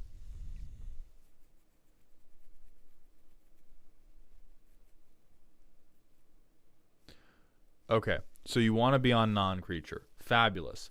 Then the template that we are going to work with is, you don't need Brass's Bounty. If you are untapping with this much mana, you want to be spending it on somebody's funeral rather than just saving up your own money. Ashling's fine. I would cut Underworld Breach because it's going to be too powerful in the way that we're going to tool this deck if you want to stay in silly. For your card draw section, this is straight up anemic. If you're on 5, it means that on average you're going to see 0 of these cards per game of Commander, which means as soon as you finish chucking all of your hand into the forge, it's just, you're going to be all out of dick. You don't want to stay in silly.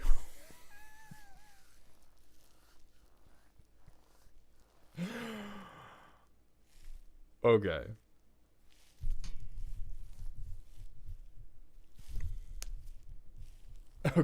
Okay. So if we don't want to stay in silly, then we're going to upgrade the stuff we're cutting to also be like Lightning Strike, Play with Fire, Punishing Fire. Probably Pyrohemia, just because we're going to have other options for this.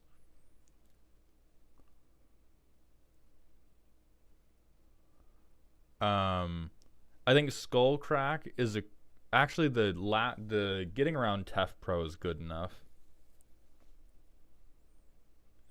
And then Unholy Heat, because again, I do not believe that you do have enough ways to get multiple card types into your graveyard. Brass's Bounty, cut Geosurge, especially if we're going more towards non-creature than we are creature. So for card draw specifically, what your deck is going to want a lot of is Impulse Draw and Wheels, which we have. Yeah, we have Ren's Resolve. I think there might be one more version of this type of effect that I am forgetting. Glimpse the Multiverse might be a blue card. There's one red card that I'm thinking of that's 3 mana. You like exile 3 and then you get Eldrazi if you don't cast anything. Um, regardless, one thing. Oh, glimpse the impossible. Yeah. One thing you for sure want is Wild Wasteland. Rather than drawing a card, I'm going to exile 2 cards every turn.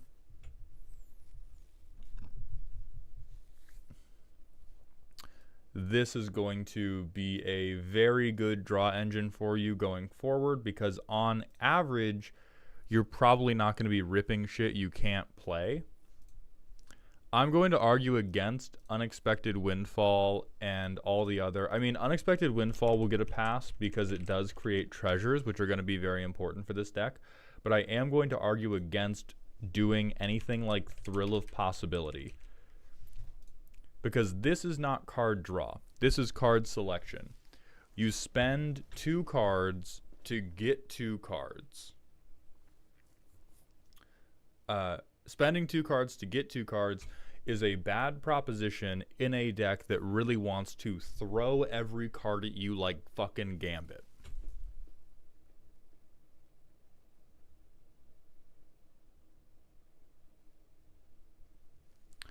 Sunnyshine, what matches would I even be winning though?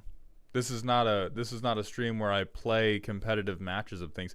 22 solid, don't say Arcane Bombardment. We're trying to save this person from silly.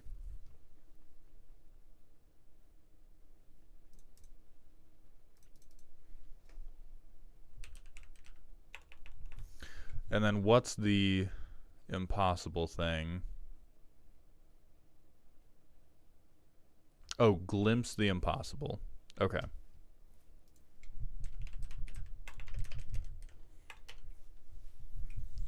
So you count on luck. Okay, we also want count on luck. And then there's also another Urabrask that is going to do what we want. We want Heretic Praetor and we want the normal flip Urabrask because we want things that are going to continue floating us mana to keep casting these spells anytime we cast a spell. You're also gonna need to get real cool with proxying really quickly because now I'm gonna recommend that you do a bunch of wheels. We want things that are gonna take you from I have like 1 card in hand because I've spent 6 cards attempting to blow up everyone around me and act like I don't know anybody. And now with this last card, I need to cast Pot of Greed. I need to somehow get back up to like 5 cards in hand, 7 cards in hand, whatever. So Reforge the Soul is really good for that. There's other bigger wheels like Wheel of Fortune. And so all this shit is going to make sure that your hand is always being filled. Well, Terratrox, we're not fully in Storm. We're just kind of in, like, Ping or Burn.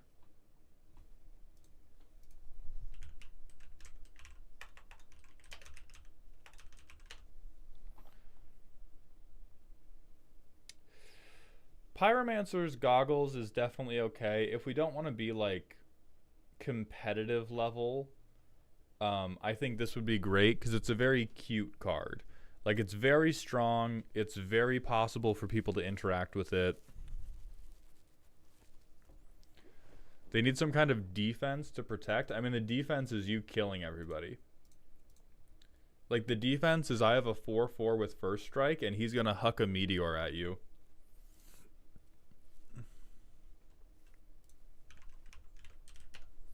It's the red Gear Hulk.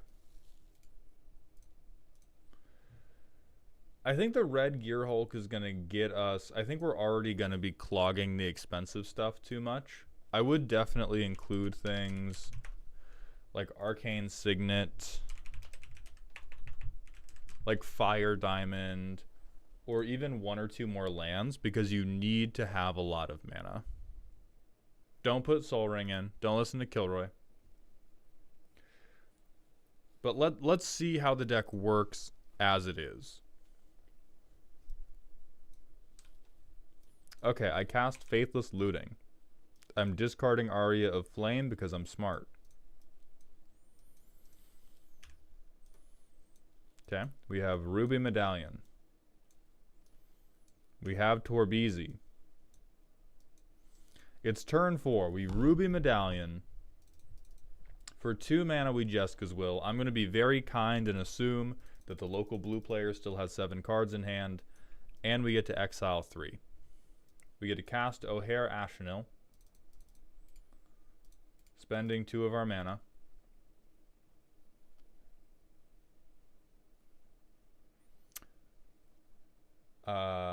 We get to... Oh, I have 1 more, actually. We get to spend 3 more mana to cast Solfim. So now, Torbran doesn't matter, really, because it's just the O'Hare Ashenil and the Doubler show. So I think 1 damage becomes 10.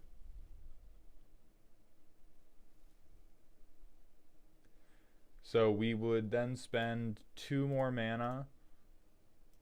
3 damage becomes 4, becomes 8, becomes 10. Oh, right, it would deal 5. Well, then it's still doubled to 10.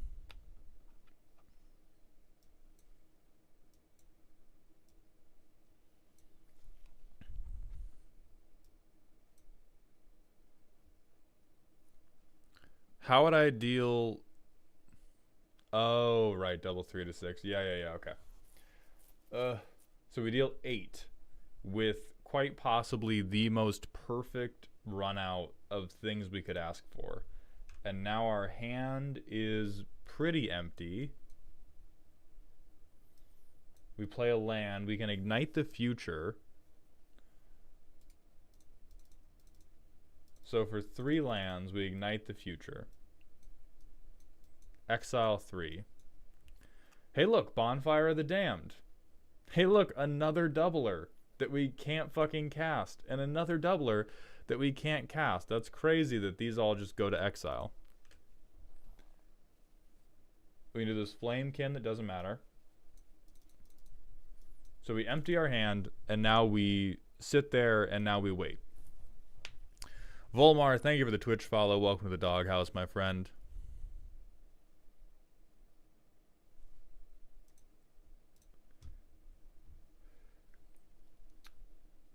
So, honestly, based off that playtest, I'm going to cut O'Hare. I would say cut O'Hare Ashenil. Even as a backup for Torbran, I just don't think it's good enough with how focused we need to be on the, like, hit everybody game plan. I want to keep flaming Tyrannosaurus because I think he's really goddamn cute. And I think that he's going to get better and better as we add more of those exile draw engines that we talked about. But for the most part, this has to be... We have to, like, tear down the walls and rebuild the foundations from the beginning on this deck. There's not even enough to really figure out what's wrong with you as a person from the deck list, because the deck list is just like, this shit said damage on it. It said damage on it. And Auntie Blight, you're also not hitting yourself. And if you are, stop hitting yourself. Just don't do it. So I'd cut Auntie Blight too. J-Man of the Year, thank you for the Twitch follow. Welcome to the doghouse, my friend. Ando Manderson, thank you for the Twitch follow as well. Welcome to the doghouse. So I think we've given you like 10 to 15 cuts. If, as Darebrand was saying, if you want to play Rift Bolt, make a different O'Hare Ashenil deck, and in that deck, play Rift Bolt after you Voltron O'Hare Ashenil. Oh, thank you, Ando.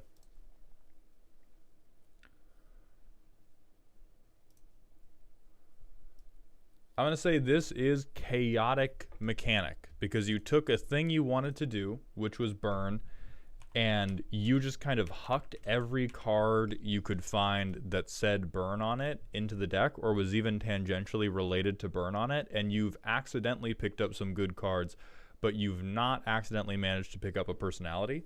So we're going to try to give that to you by making a functional Torbran deck, and then after you do that, revisit it and figure out, what do I like about this play pattern? What do I not like about this play pattern?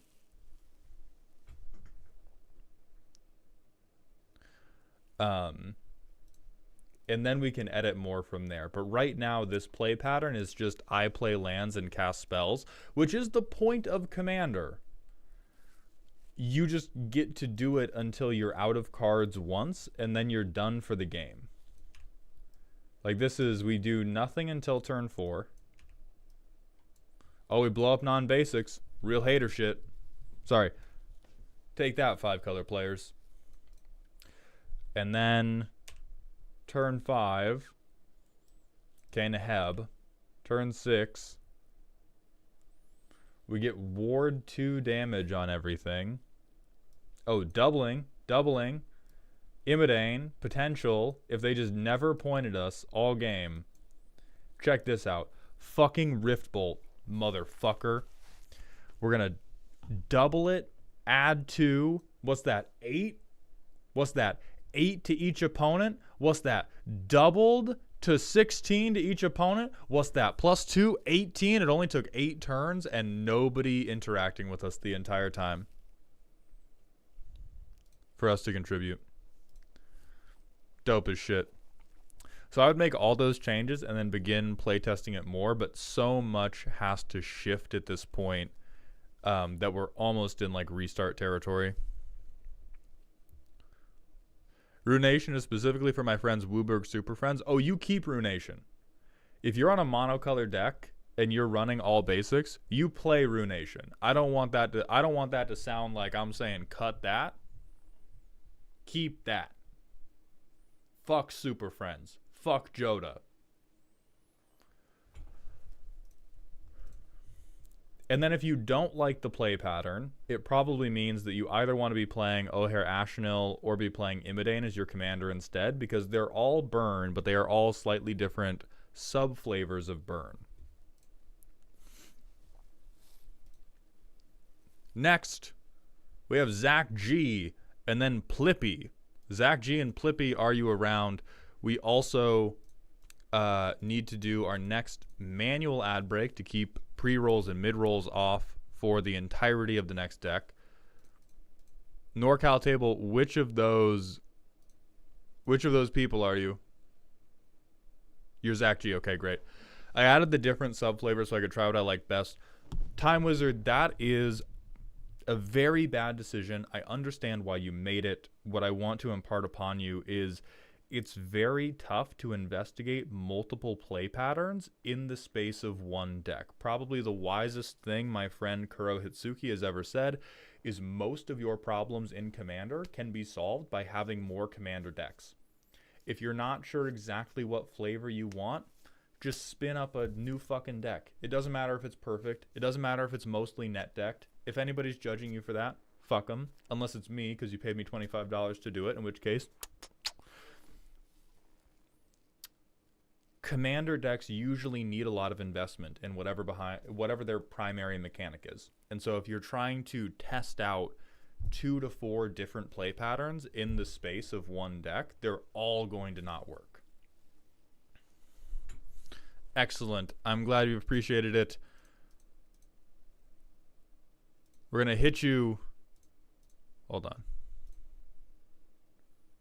YouTube is making me re-verify bullshit while I'm live. Twitch, we're going to hit a 3-minute ad break, and then we'll go right back for Zach G's deck roast.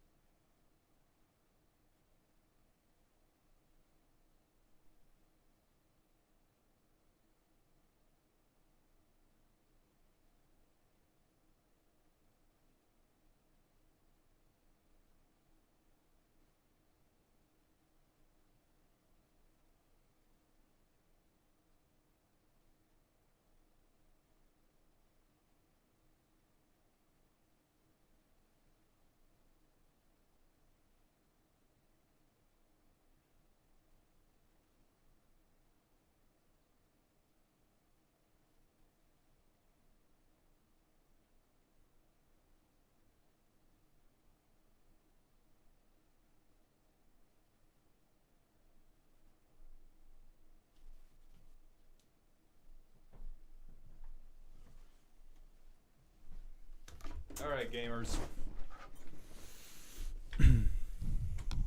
200 for the mic. I think that might be more than what the mic is actually worth now. Teratrox, it does, but I lost it. I'm going to be getting a new office chair soon because this one is not great for my back.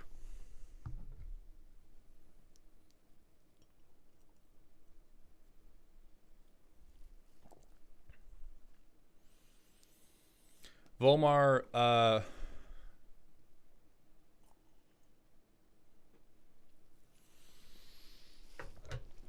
actually I kind of disagree with chat that Balin is kill on sight.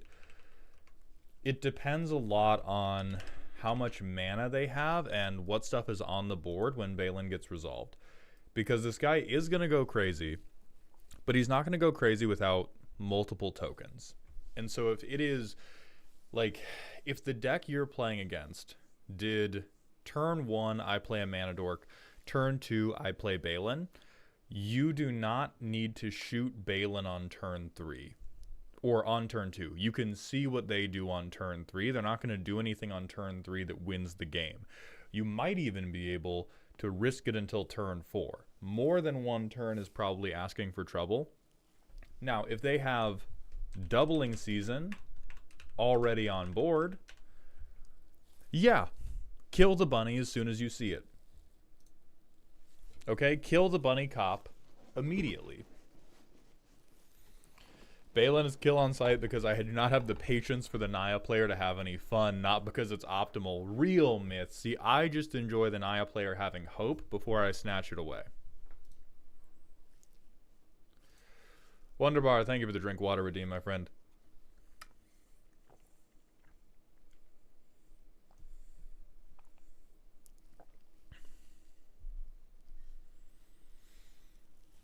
How do you feel about auras like unable to scream in Commander? I like them a lot because I think they're real silly. I think these are the best blue interaction for anybody that has a table that is getting legitimately tight with you about counterspells and you don't want to argue with them. Because what do? You put a 1 mana enchantment on their creature, now it sucks. And you go, what? You can remove it. That's what you told me, right? Bring targeted removal. I didn't even remove it because I'm such a Chad. This is how blue players sound in this weird fantasy timeline where we all play 1 mana enchantment pseudo removal instead of counterspells like God intended. I fuck with them. Somebody, Bean, clip that. I need a bell. I need a little bell to ring. Witness protection, my beloved. I fucking love witness protection, dude. I love protecting all over somebody.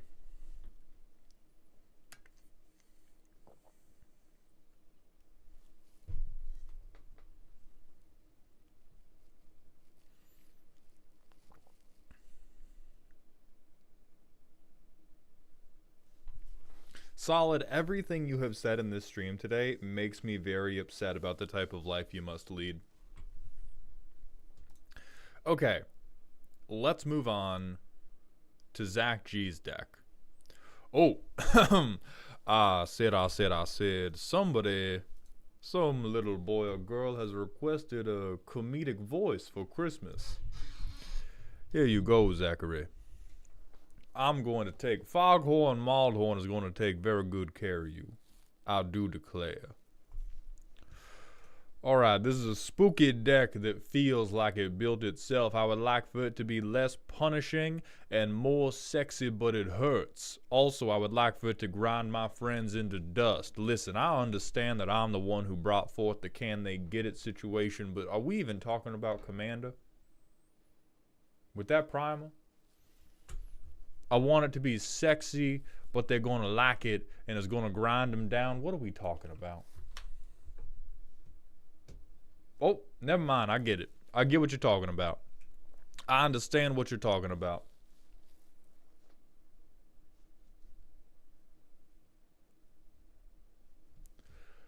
Blight for life. Everything is a 3-drop and it feels clunky. Please help. Also, she can get it. Listen, if this is what you need for your self-esteem, I will abide it. Immediately, the problem is that you have a bunch of 3 drops when your commander is a 3 drop. You oftentimes do not want to be competing with your commander for space in your mana curve. You want a nice big hole for your commander to slide into and fill with the warmth of their paragraph of text and bullshit value engines.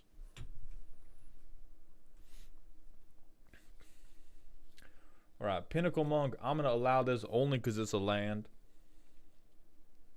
I don't know why you tagged this mill, but sure. We got multipliers. So for anybody unfamiliar with Anti-Blight, you want to hit yourself. When you hit yourself, you get counters on her, and then she presumably kills everybody with commander damage. 39 lands, highly responsible.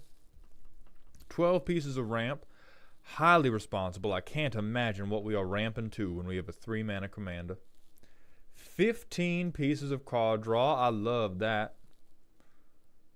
I love that. Tremendous.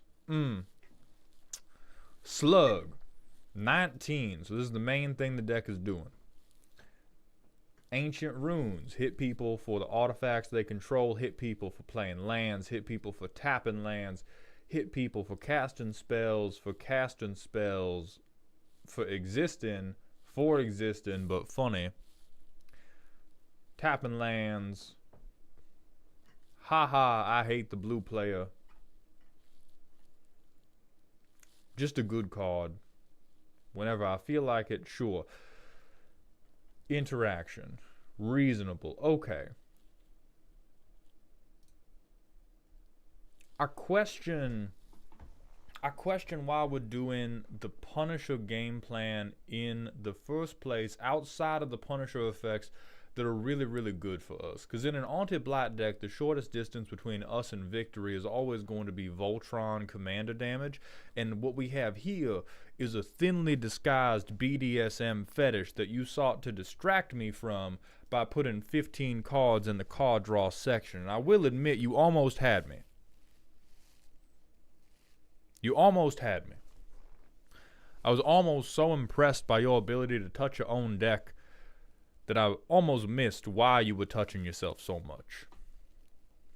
But overall, I think a lot of these are too telegraphed. It's going to take too long for these to build up Anti-Blight into being a threat such that anybody with creature removal is going to take care of Anti-Blight well before she's able to do anything. So then the real question is, do we want to be so it's sexy and it hurts? I think we need to pay a little bit more attention to making sure that Anti-Blight is the one that hurts rather than it just damage sometimes. Hey, look at that, damage occasionally. Suds, thank you for the Twitch follow. Welcome to the doghouse, my friend. But let me just see how it playtests right now before we go about changing you as a person. We're gonna have to mulligan that. That's our free mulligan. I'll keep this. You deserve to be humbled. Play a tap land. God damn you. Never mind. We'll play our commander on turn 2 because the fucking Gavin Verhey himself has come down and blessed your top deck.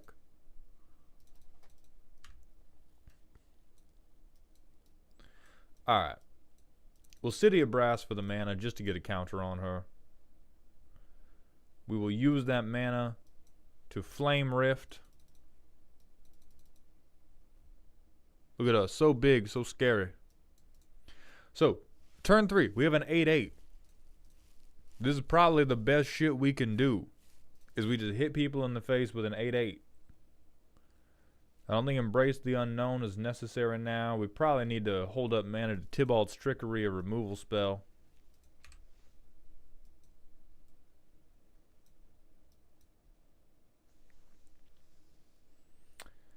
And then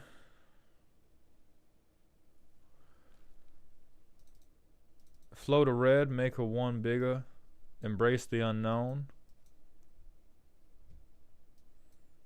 Play Commander's Sphere. And punch for 9.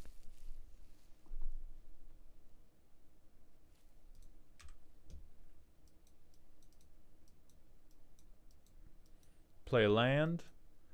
We can chaos warp something, but basically everything is stalled out around. I have Auntie Blight. Auntie Blight is going to attempt to beat you to death very quickly. She's probably been shot about 8 times right now, Stormblast. O'Hare Ashenil is really not doing anything for us because we didn't get any of our punishment pieces, and the 15 pieces of card advantage didn't really help. So we can... Oh, okay. Never mind. We have infinite mana and bullshit. We have infinite mana and we have an Ankh of Mishra. So we can do this. Even if we do this, and now the Punisher game plan is online, it really only matters for hitting us. Because the commander damage threat is so much more...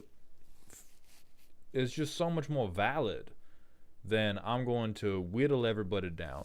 So in terms of fixing you, let's figure out what else we could do to get Auntie Blight up. Because the stuff that's good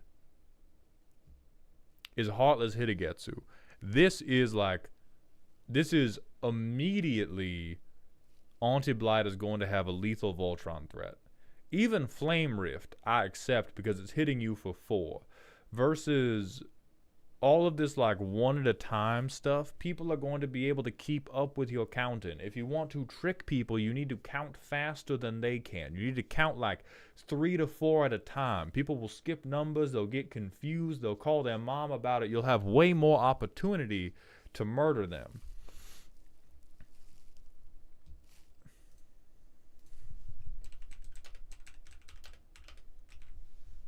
We're going to do deal damage to you in red. See what we get. And do we have... Okay, we have a little bit of life gain.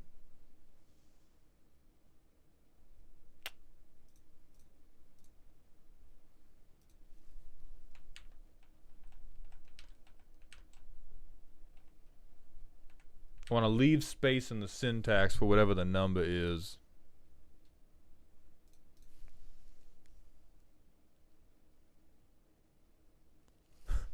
Doc, we just had witness protection up on screen because I like the card.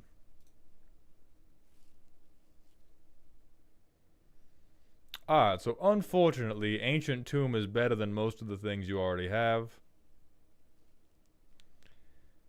If you went into an artifact sub-theme, this could actually be kind of funny, but I'm not sure if we want to mold the deck that much.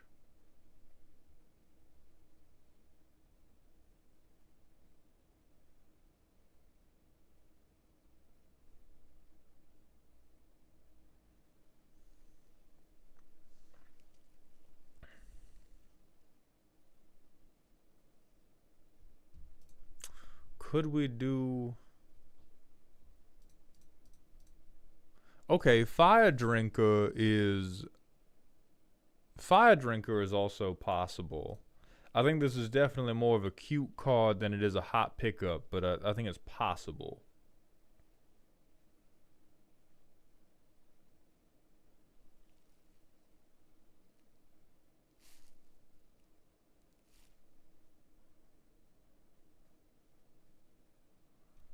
Could also do Jackal Pup. Ooh! Hold on. Hold on. Stay with me now. Stay with me, y'all.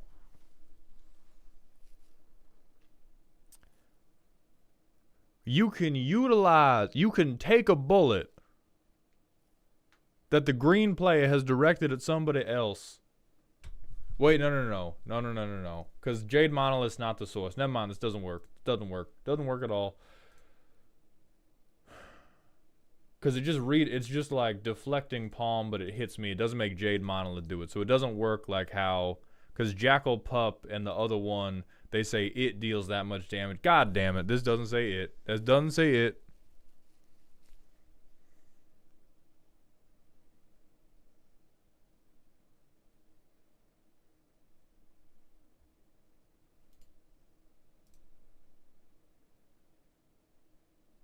Now, I do kind of like Jinxed Choker. I think that this is a decent punishment thing. It lets you play a little more openly into the whole BDSM energy we've got going on here.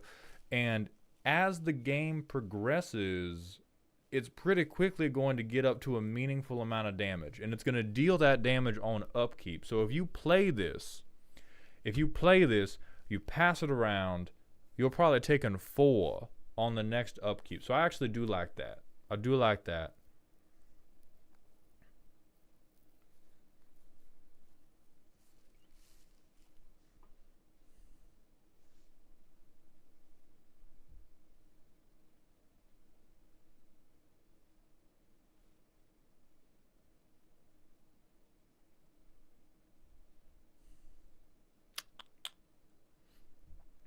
Okay, Tarnished Citadel, better version of the Pain Lands we've been playing. Wonderful. This is 3 damage for a tap. Then I think Descent into Avernus would also be good.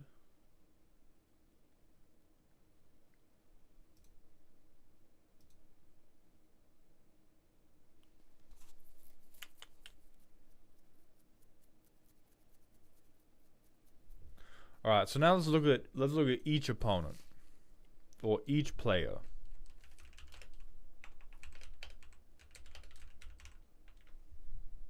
Because now we want stuff where it's gonna cut evenly, but we want things that are a little bit more explosive.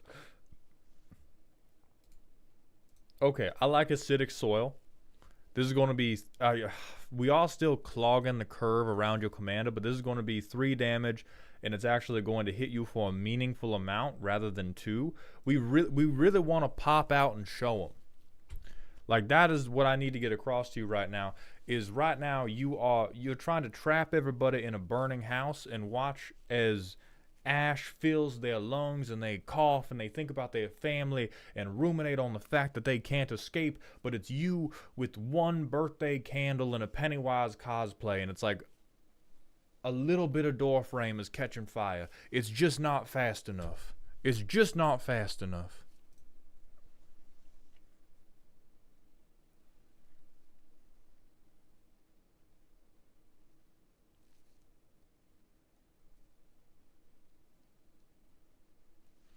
Coal Hall of Swine's really expensive, but could pay off in the same way here. You should be running Descent into Avernus. I do think we should be on... Well, how many non-basics do we have? You should probably be on Price of Progress. Maybe not. We're not going to have that many. We're not going to have that many. Mana Clash, hold on, this is fucking brilliant. And also, god damn! So, if it doesn't work out, it's 1 mana to get 1 counter. If it does work out, just big flippies. Big flippies.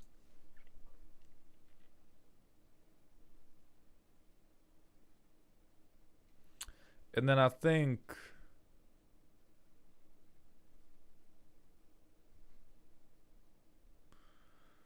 Oh, I think these are really... That's really like the extent of the additions we're going to get to make. I would even add like more... I don't know if more draw is the correct answer, or more things that are going to be good for like Voltron and Anti-Blat, like Sword of Hours. Is this the one that doubles 1/1 counters?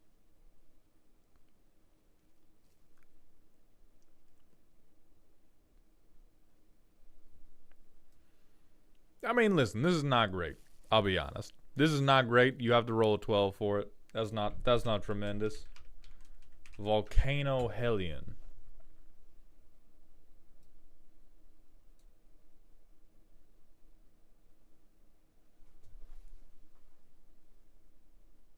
Holy shit, Nugget. You've solved the deck. When Volcano Hellion comes into play, it deals an amount of damage of your choice to you and target creature. Guess what? You chose 20. Run it. You chose 20 every goddamn time and you remove 1 commander. Run it. Who cares about Echo? Who gives a fuck about Echo?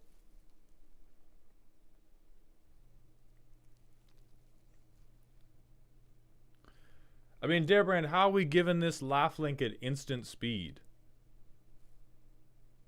Doc, Echo is an ETB effect that means we gotta sacrifice it next turn if we don't pay that mana cost. But we don't care about that. We don't care about keeping it. We just care about this hitting the battlefield one time. Sword of Truth and Justice.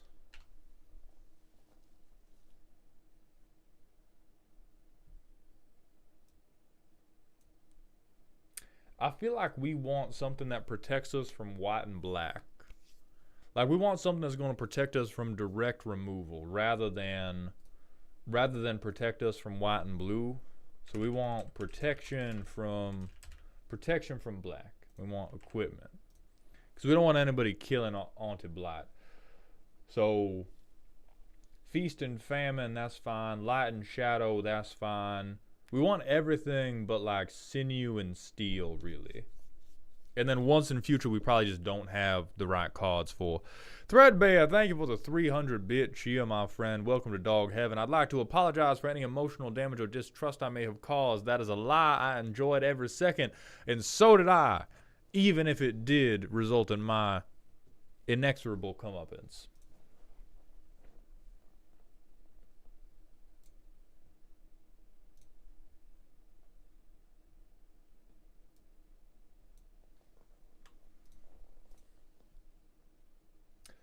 I mean, this is...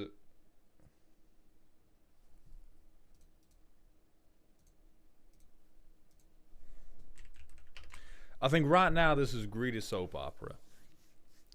Right now this is, you know, this is an ad for a specific type of dungeon you might see in the inner city that could be very interesting, but we've kind of lost our way. I think we fell victim to the classic Commander player thing of thinking, okay, I have 10 cards that all do the same thing. That means this is my theme now. That means this is all I do. This is my new personality. And it's good to commit to a gimmick to a point. Like Joker, classic example of a man who is too committed to a gimmick. Asmongold, man who is committed too much to a gimmick and is now insane. So I would scale back a little bit. I would put in all these suggestions and I would seek to make... Yeah, this is also fine. Anything that says deal X. Really what you want is you need to have more explosive capabilities with Anti-Blight. If you just want to do a Punisher deck, there are better commander options. If you want to do an Anti-Blight deck that is a little bit of punishment, but a little bit sexy, you need there to be a little bit of unpredictability. If you were locked in a room with the crazy devil lady, would you be more or less excited if she gave you a Gantt chart that had a day-by-day plan of how everything was going to play out, or if she hit you with the "we'll see" and then pulled out a lighter? Consider that, young blood.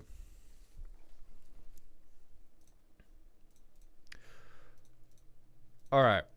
Next up, we're going to move on to Plippy's deck, if they are here. So Plippy, Scuznut, and Elikman, please sound off.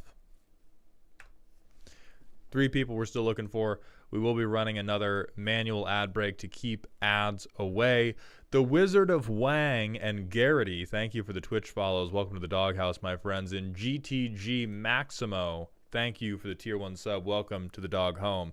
And Maximo, thank you for gifting 5 subs. Welcome to Dog Heaven. I appreciate you sparing those people from ads and paying my rent.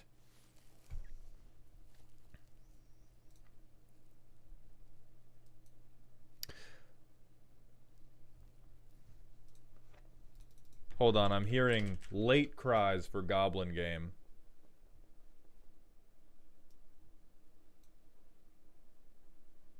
Goblin Game's too expensive. It is really good for lose half your life, but at 7 mana, like, it's worked or it hasn't. We're not still going to have the life total to be able to trade half of it away. Oh, and it's not even damage. Eat shit, chat.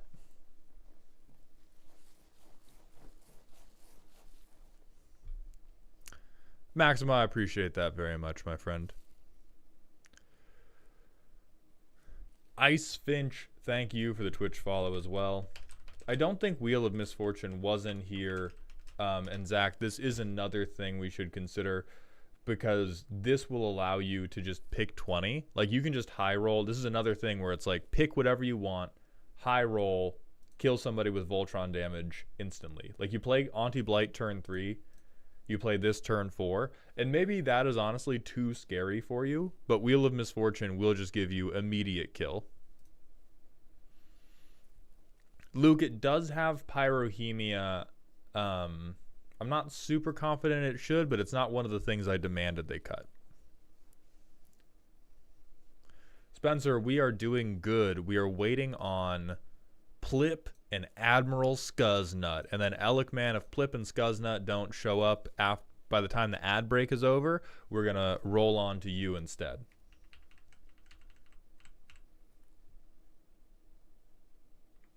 Does this deck have Barb Fair Grump? Guys, we've moved on, and you know I'm gonna fucking Google everything because I have ADHD, god damn it.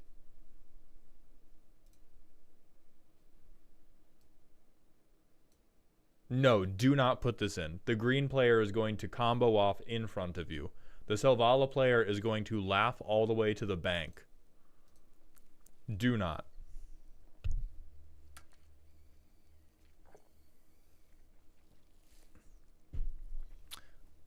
Don't try to be sneaky. Doubling the mana of every other person at the table. I just listened to an old podcast where you called what you do like jazz, which to be fair, it's almost jizz, so it's pretty accurate. That's crazy. We're going to hit a quick ad break. I'll see you all in like 5 hours.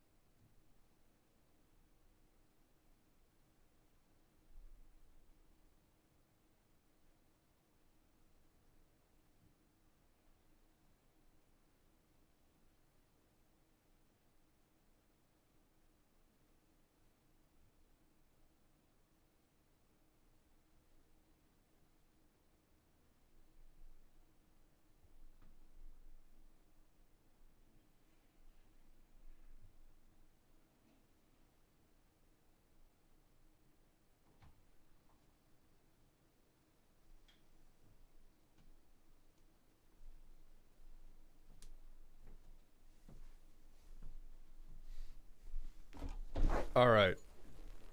We are now so back. I was cracking a first place foil. Thank you all for your patience. I'll take the chair in piss foil for 10 cents. We're getting kind of out there. I'm going to pee in Mald's vents. Jummy bug. Quiet. For sure, Alec.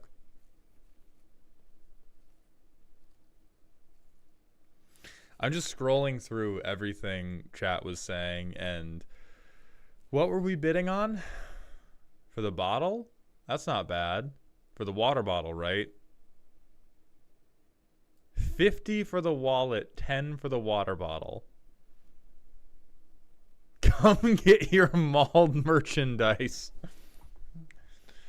God, bottle and chair set, freshly licked, by the way. All right, so I still don't see Plippy or Scuznut. Plippy, Scuznut, this is going to be your last chance to sound off. Otherwise, we're going to move on to Elikman, and then we will continue waiting for Plippy and Scuznut, or just kind of fuck around till they get here.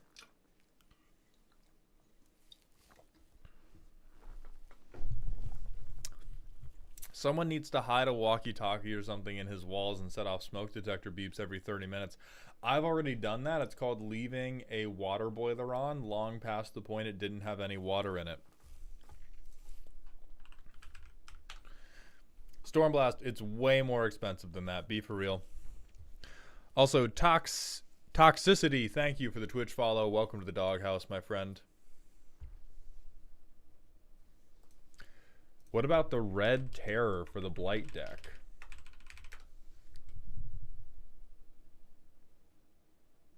I sentence you to middle school. I sentence you to middle school problem solving. It's not terrible for a Punisher deck, but we're trying to move away from being a Punisher deck in the first place. Like the Red Terror, actually, this could be the alternate commander if we wanted to do a deck that was just... I hit you a little bit every time you breathe. How do we feel about the new Nissa? There better not be a new Nissa. That's how I feel about it.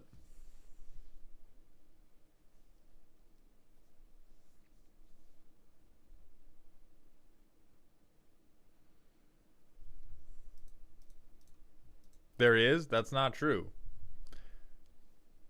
This is Infinite 17 with Shalai and Halar. There's not a new Nissa. You are all insane. Honestly, you all sound crazy. Talking about new Nissa like that. It doesn't exist, bro. It doesn't exist. So anyway...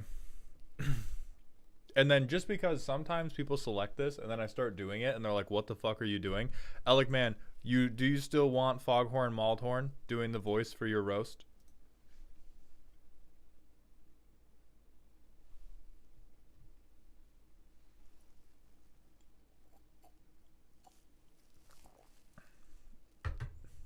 Lil Crunch Zero, thank you for the Twitch follow. Welcome to the dog house, my friend.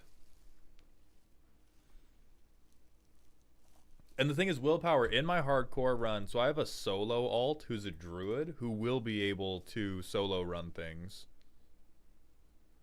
Okay, take or leave the voice. I picked it because it focuses on the deck being functional. So I will focus on being functional in my normal speaking voice. Because sometimes doing the Foghorn Maldhorn voice for too long can...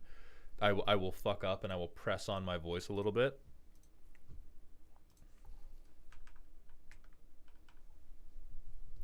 Alright.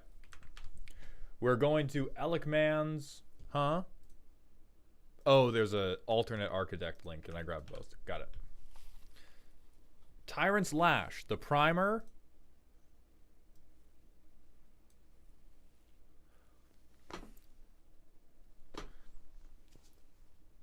I've been given a zip bomb as the primer for this deck. We're going to pick out the greatest hits.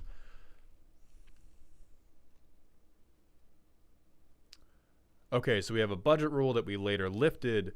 We have no fast mana. We have no incidental infinites. So you can only infinite if you're doing on purpose. If you're doing tutors, can't search the same thing every time. I like all of these things. So we're doing Sultai, was going to be Tassiger, and then you realized you were a bad person. I love that level of introspection for you. Previous feedback on the deck was that it did not have enough finishers. Okay. Worried that this is multiple decks in a trench coat because there are cards that try to fill the grave and too many cards that try to empty the grave.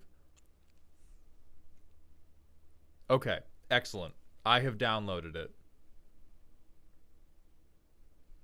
I have downloaded this. So Tyrant Slash, we have Sidisi, the Naga Shaman, aka my League of Legends main Cassiopeia. Whenever ETB or attacks, put the top 3 cards of your library into your graveyard, and then whenever you mill a creature card, put a 2/2 black zombie creature token onto the battlefield. Got it.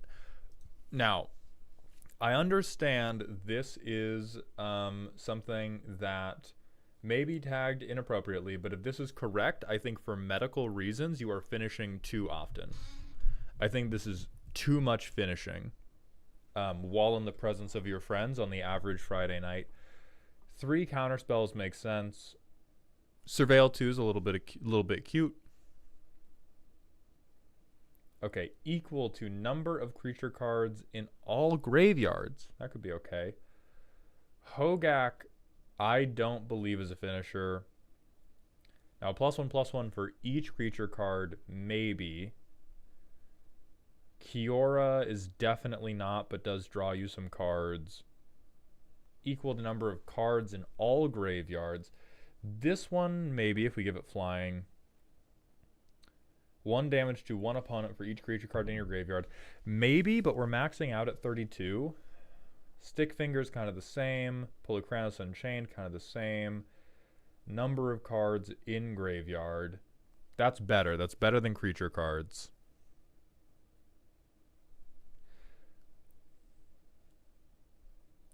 So really, I think the closest thing we have to these being finishers is Jared plus any of these, which would kind of make more sense as like a Jared deck rather than them being finishers inside the Sidisi deck. Like, these are finishers in draft. These are limited level finishers because, like, in Commander, you got to take out 120 points of life. 188 you got for cheap is not enough. Now, if you get Jared and Lord of Extinction out after you've already milled yourself a ton, that's very, very good. But I think a different thing we want to focus on, like your, when I think of a finisher, and I think you went an acceptable direction in terms of I want to do things that care about creatures in graveyard, but when we pick finishers specifically, you have a lot of things that could go in the deck, but most of these are like mid-range pieces of the deck. I'm going to put it into anime terms for you. Your finishers are your spirit bombs. They're the big, massive things that are just going to delete somebody from the universe. These are all like mid-episode power-ups. Playing one thing that's like a 10-10, like I got a 10-10 for cheap. That is the Nen ability of a minor antagonist who is not going to make it to the end of the season. What we want is stuff that's going to threaten 100+ points of life. But for finishers, we get to assume that our advantage engine has worked a little bit. Like, at least some of your finishers should presume the main thing I want to do has happened a fair bit. And you're going to have a lot of creatures in your library, which is why I said the Lord of Extinction and Gerard thing makes sense as an angle. What's also going to have happened is you should probably have a fair number of 2/2 black zombies if this is working. And so when I think of finishers, I think of turning everything into a massive fucking squirrel. Which that doesn't give trample, so it's not as good a finisher as like Craterhoof Behemoth or Endray's Forerunners. But when I think of a finisher for Sidisi, I'm thinking of like if things have gone well for me, I probably have like 4+ creatures on my board. What can I play to amp everything on my board into being lethal? Triumph of the Hordes will also get you there. Then we have flavor picks, so I won't touch these. I think these all make sense. And you said Tasigur is your like pet card, so I'm not going to contest Tasigur, although I do just need you to realize in your heart and soul this is a fucking dead card. Oh yeah, Beastmaster Ascension. Most disappointing overrun ever. Somebody has no appreciation for art, dude. You think this is disappointing? Look at that little guy. Look at Speven. Look at Squeven the squirrel pushing over a goddamn building. Sad Almond Milk, thank you for the Twitch follow. Welcome to the doghouse, my friend.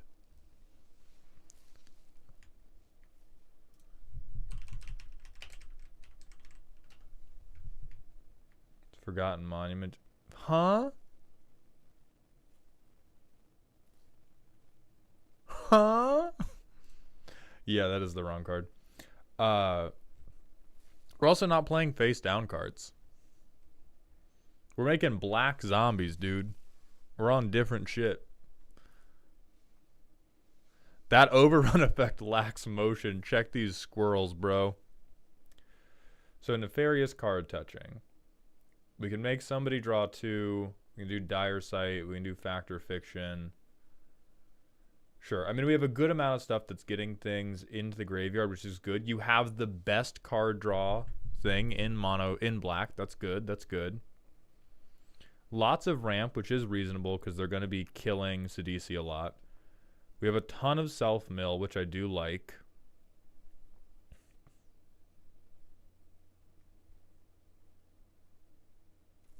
And what is this supposed to be? Silly / spooky? I think this is probably going to end up more towards spooky. Like, honestly, if somebody builds a gimmick and then has the wherewithal just to put more than 20 cards that are associated with that gimmick in there, it probably works. I did have an overrun effect, but when I goldfished it, the overruns were dead every time. Okay. So I'm going to say black.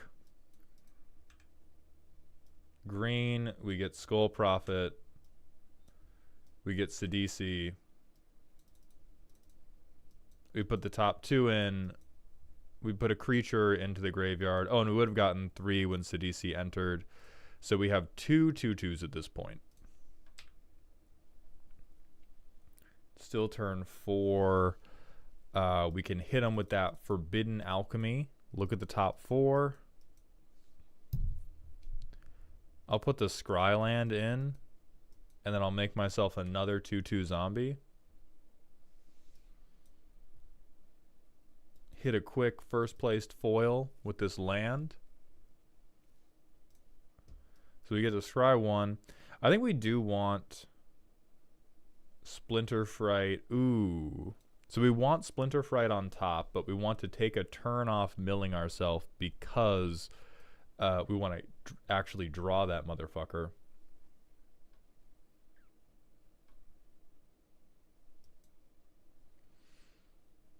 We play Lord of Extinction. I don't know how big this guy is. He's at least a fucking 9/9 because our graveyard's so full.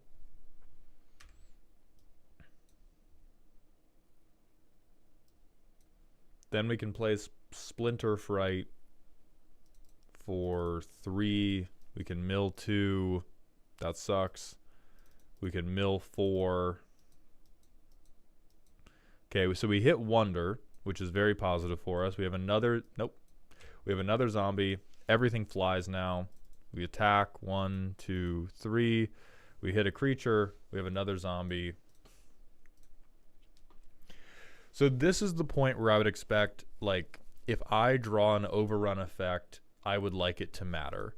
The overrun effect that's probably going to matter the most is going to be like Triumph of the Hordes because we only have 2/2s. And so even if we do, I can see why Endray's Forerunners probably doesn't work too well, and then Craterhoof probably doesn't work until we get up to like 5+ zombies. Full steam ahead. Ponzo Live, thank you for the Prime sub, my friend. I appreciate those Bezos bucks. Welcome to the dog home, my friend.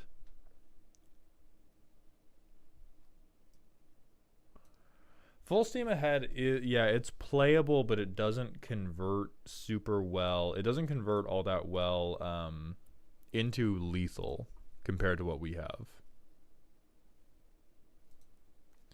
Ricochet, thank you for the Prime sub, my friend. For the 6 months in a row, half a year together, my friend. Welcome back to the dog home. And we've got a hype train, so if anybody else has Jeffrey dollars, I would appreciate them.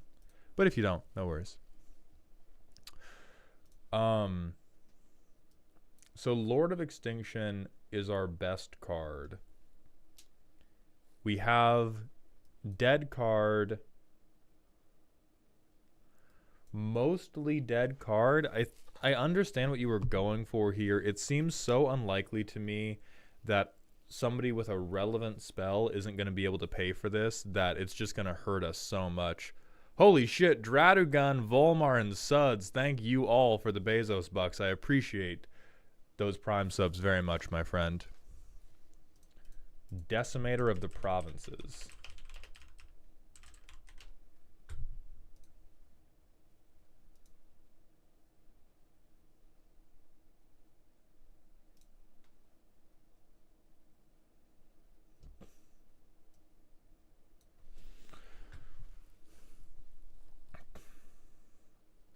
I mean, I think this is just worse Craterhoof for this deck. They're not doing from their collection, but they did attempt to do a budget limit in order to keep themselves financially responsible rather than because of like a table-wide power restriction thing. Ooh, what's Biomass? I feel like I've won a game with Biomass Mutation. It calls to me. I think Biomass Mutation would be a good one as far as overrun effects do. If we're doing... I think what would also benefit us is some degree of recursion. Like, I think the Everflowing Well I'm not totally sold on, but if you'd had maybe Reanimate, or even if you had Oversold Cemetery, because there's a couple of these creatures that we do really want back. And then another thing we really want is Head Shredder, which is a #1 bullshit card to come out of Duskmourn. It is a card that allows you to put into play lands that you mill. And then we're just gonna...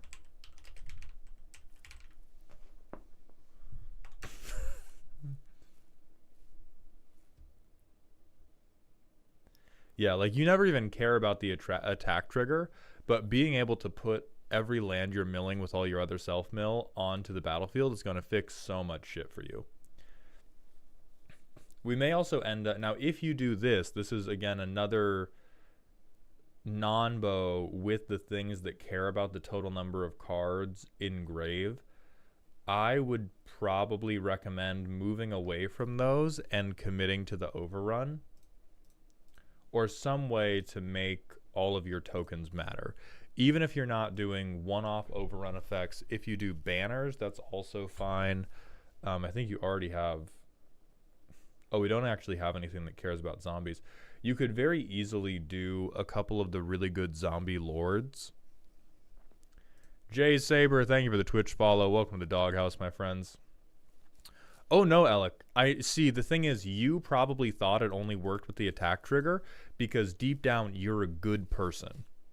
And you thought there's no way they would be so irresponsible as to just let me mill cards from my library to the field over and over. And that is, in fact, what happened. That is what they did. Do whatever the fuck you want. We Fortnite now. So I think you get Head Shredder in there. That fixes a ton of mana issues. I like Polychronos. I'm not sure if I'm totally convinced on Drag to the Roots because I'm not that convinced on different card types. I think you do a very good job of milling yourself. Like, I'm just going to see if we can make it work on one land. Oh, definitely fucking not. Well, maybe. Move to bottom, I believe.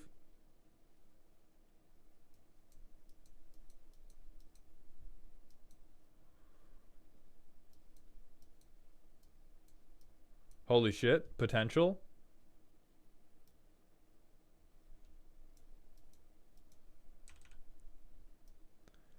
Potential? Do I have any creatures in here? No. Okay, so we play the land. Sidisi, 1, 2, 3. Mortuary Mire. Put this on top. We have a zombie. Potential. Then we play this guy, sack him, get a basic. Whatever. Do stuff.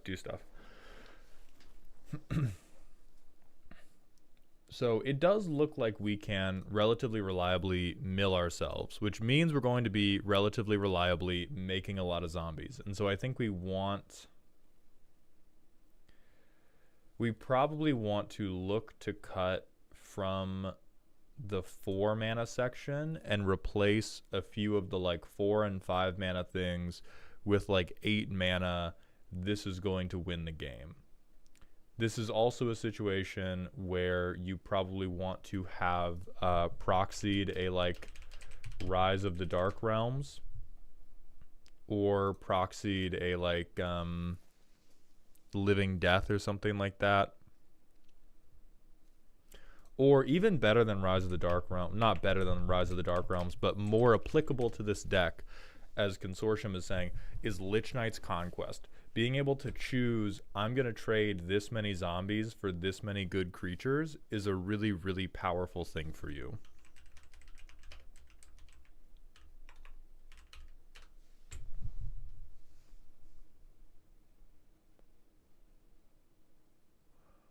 Gravespawn Sovereign is also really cool theft. Holy fuck. That's dope. Turn all my zombies into I recur your guy. This is fucking awesome. I would replace at least one of your asterisk guys with Gravespawn Sovereign. I would also cut Hogak. I just don't think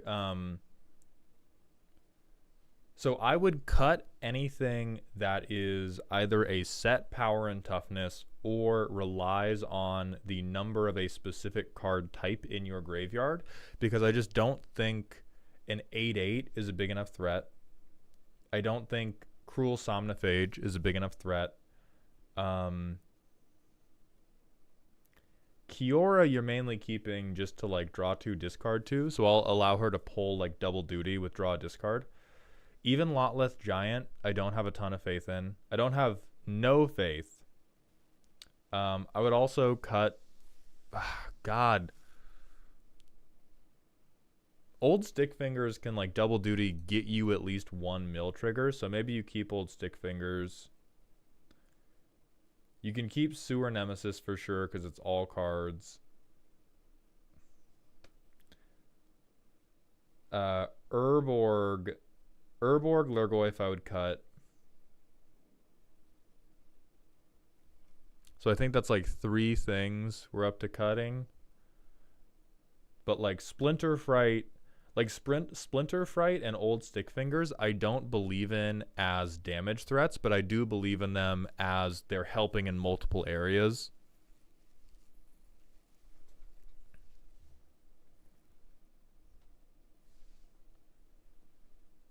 Wonder's good.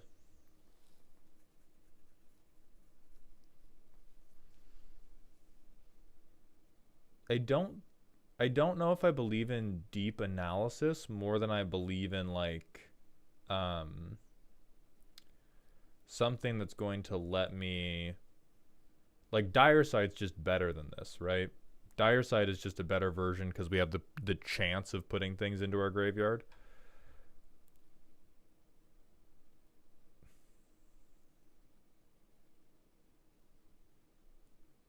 But you've probably kind of gone to the bottom of the barrel with that if we have Notion Rain in here too.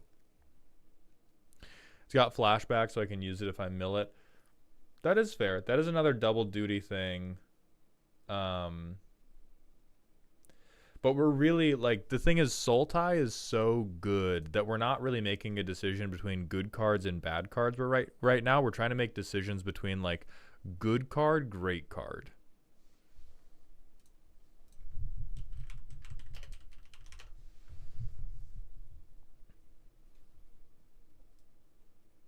Oh, I tell you what, I really believe in Likeness Looter. I really believe in Likeness Looter. Being able to control what you... Oh, wait, does this have to be from library? Oh, no, I no longer believe in Likeness Looter. Kill this man. Redact him. Nothing is wrong with Notion Rain. It's just, like, not particularly powerful, but it's playable in this deck because you want the Surveil trigger so badly.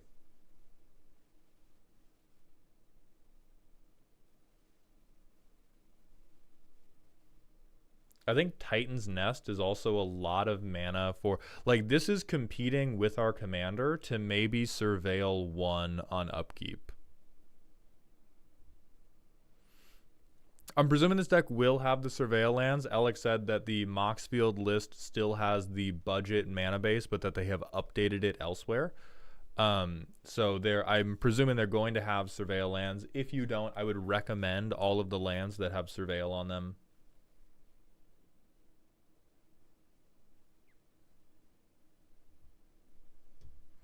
I would also cut Don't Make a Sound. I would either do something that's an actual counterspell or do something that is an actual Surveil trigger. When you try to do, like, if you try to do too much modal stuff, if you try to do too much Jack of all trades, Master of none, better still than a Master of one, that's actually not true in Commander when the green player is the master of the one trade that's called beating you about the head with their hooves. So I would pick what you want this to be good at.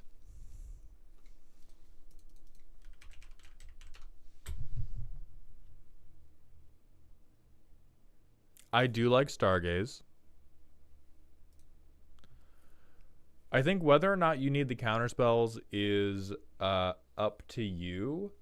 If you put it back in, it's probably okay. Having a non-creature counterspell oftentimes feels really bad unless you're playing at high power commander. It oftentimes just feels wasted because you get beaten to death by 18 different monkeys rather than getting killed by a non-creature.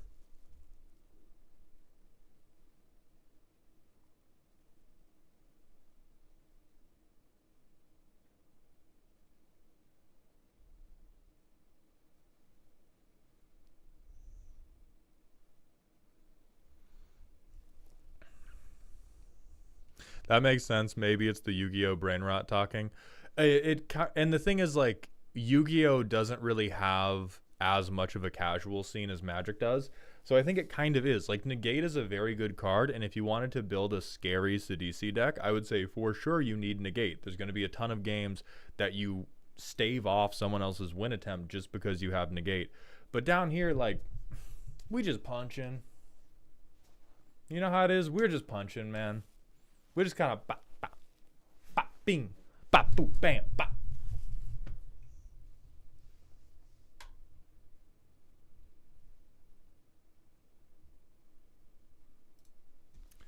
So we say blue. I'm gonna pretend this is updated mana base. So we're gonna get to 3 mana like fucking Chads.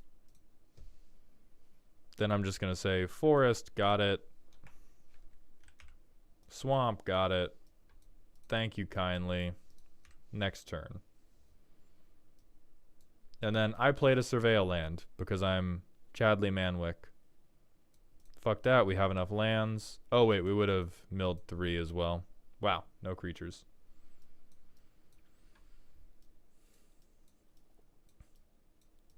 You are also honestly a little bit low on the creature count. Like if you want to be willpower, it's mostly self mill. If you want to be really reliable with your self mill hits, I would be pushing like upwards of 40. And so you could replace some of your ramp as well with things like Coiling Oracle.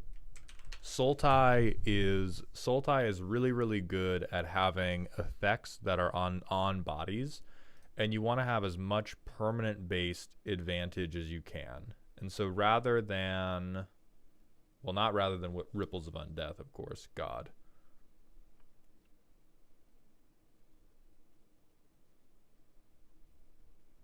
I thought our ramp section was like pretty big. Hold on. Ah.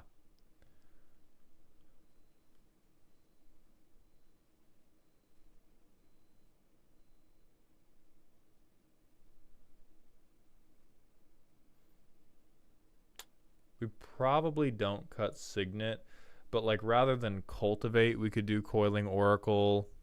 Milliken's already doing double duty, or we could cut it from somewhere else. Oh, Shriekhorn for sure. I think Shriekhorn is a victim of you doing budget gaming rather than gaming that works. And Coiling Oracle is still budget. But like as much as possible, we want to have creatures. We want to have creatures that we can hit with Sidisi, because across all the playtests we've had, I think a couple now, Sidisi hits. Like, boom, I play Sidisi for free. I miss. I swing.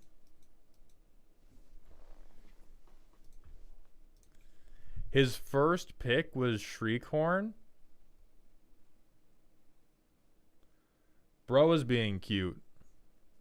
This is for sure cute budget pick. If you want it to stay budget, it can stay cute budget pick, but this is best case scenario. You get to mill 6. It's also not a creature. And so you don't necessarily have to cut it, but we definitely want more creatures than 32.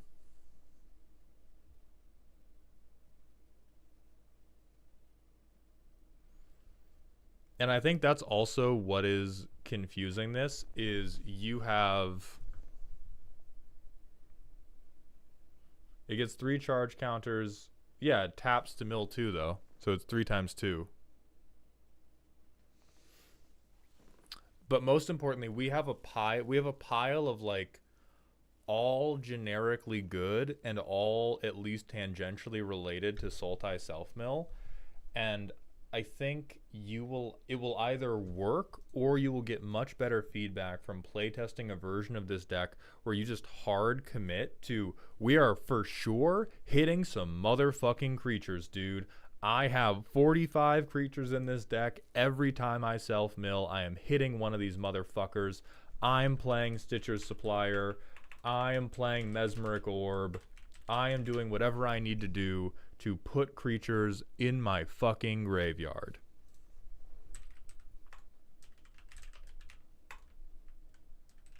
Because right now we are cutting it a little bit close. This is not good. This is a draft card. This is a draft uncommon.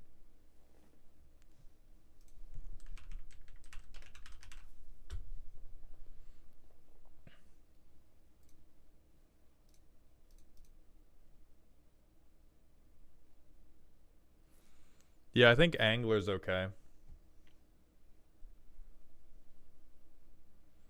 Angler's good. Could honestly replace Sultai Ascendancy, even though I do know that's one of your flavor picks. Could probably replace like Everflowing Well or something. We want to look at anything that's not a creature and think, is there anything that is a creature that is going to make this work better for us?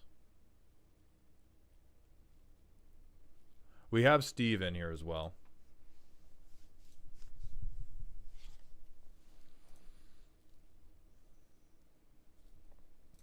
So I'm going to say, Elikman, overall, this is a tuned soap opera.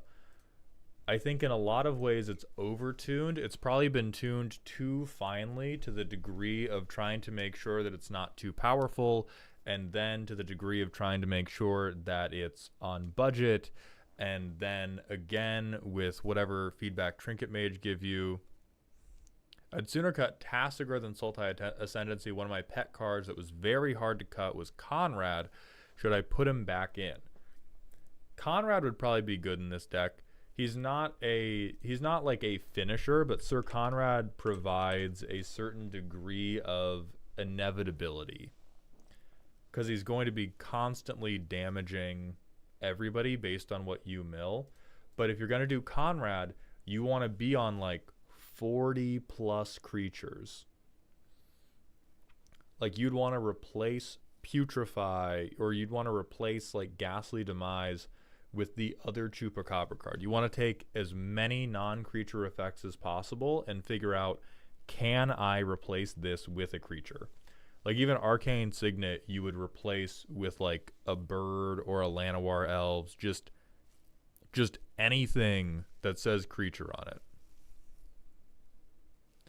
Volmar, yeah, there is, but we're not going to put that in here because we're cool. So I'm going to say right now it's a tuned soap opera. I think we've given you a little bit of stuff to work with, and I would just like don't alter this from this deck list, duplicate it, and make too many changes, and then play test it. Like over change the deck, and then goldfish it a bunch, and then depending on how that newly goldfished version feels, figure out which of the changes you do like and which of the changes you don't like. It's going to take way too long if you try to change it one piece at a time and you ship of Theseus the deck. You just need like new ass deck, bro. I changed 20 cards. Fuck y'all. See how it feels. And then that will give you much more feedback to work with. Do not suggest a Planeswalker to this man, Willpower. Kush, it has, I wouldn't say 10 pounds of frosting and no cake. It's like, it's just 3 different cakes all in, it has 3 different types of sponge all in the same cake. Like we have cheesecake, we have red velvet, and we have fucking pumpkin pie. It's just a lot that it's trying to be. Oh yeah, Dredge is good. You could hit up the... There are some cards that are so good that they're worth not being a creature. Like Life from the Loam is that good.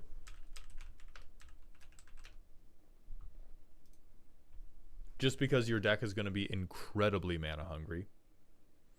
Golgari Grave Troll, also that good.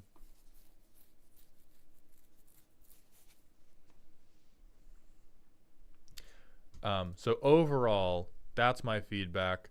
And then I don't think we've seen Plippy or Scuznut. So I closed the Twitch stream. So I'm going to email Plippy and Scuznut to schedule a reschedule for them. And then the next thing on the schedule for today is who the fuck is joining my World of Warcraft guild? For real. Oh, Scuznut, you're here. Good. Then we're just waiting for Plippy. Stream's not ending because Scuznut's here. You've been here the whole time? Why have you been typing? I've called you like 8 times.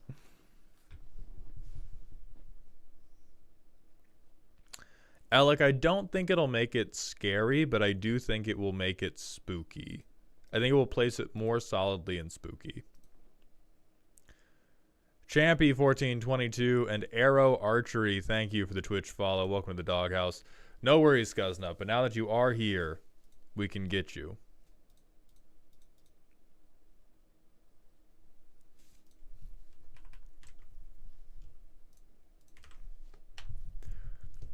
World's only semi-functional Warlock control deck. Jesus God, man. Okay. Okay. Tezius, Carangito7, thank you for the Twitch follows. Welcome to the doghouse, my friends.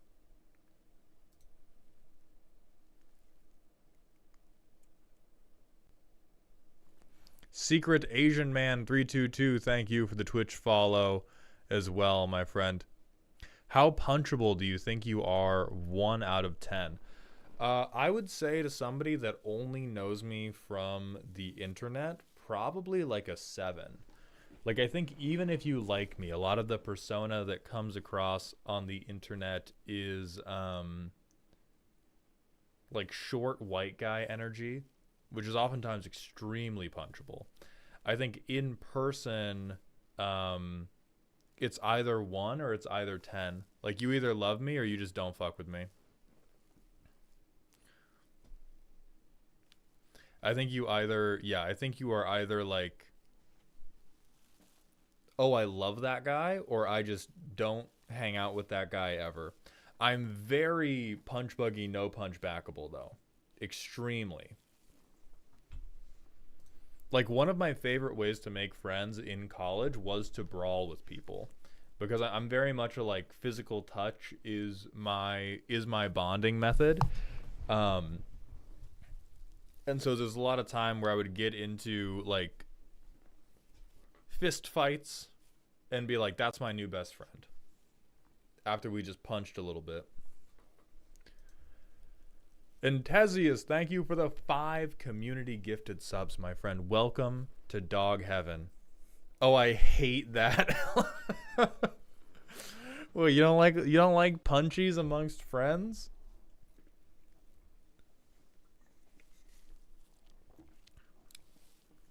Me and one of my very good friends would bring boxing gloves to parties, and when we got drunk enough, we would find either like the backyard or just a room nobody was using, and we would just kind of beat each other up a little bit.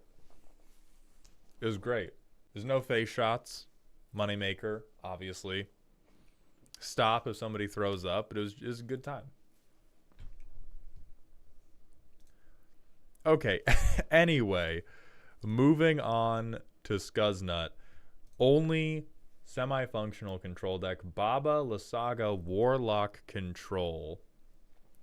Trash onto the battlefield, sacrifice it to Bobby, lock the board down through proactive removal and discard. Once you've established a lead, sweat them out with life loss effects. Has a primer, sort by tags, how the deck is doing, matches with friends in casual tournaments, 4 wins, 3 losses, 2 draws. 2 wins were forced surrenders.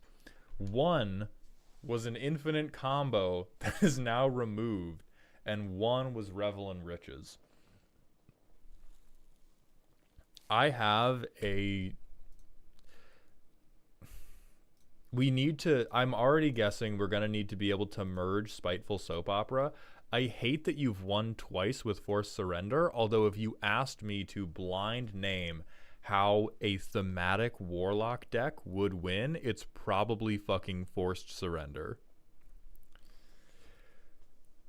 A Curse Upon Ye. Oh wait, hold on. We'll read Bobby first.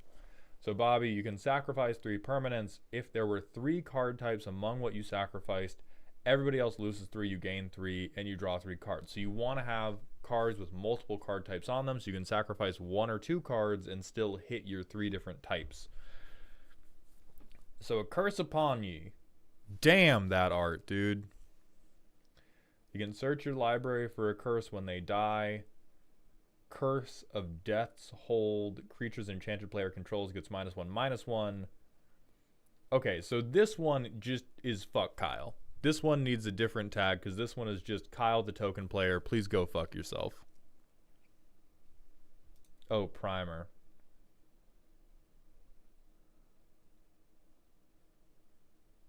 We want Gilded Goose or Spiteful Hexmage. Okay, so you are you are little beaning unsuspecting children who don't understand that playing bad 1-drops does not mean the deck is bad, which is, I want to hate you, but that's fucking Hansel and Gretel, bro. That's what Warlocks do. This is just, we're on flavor.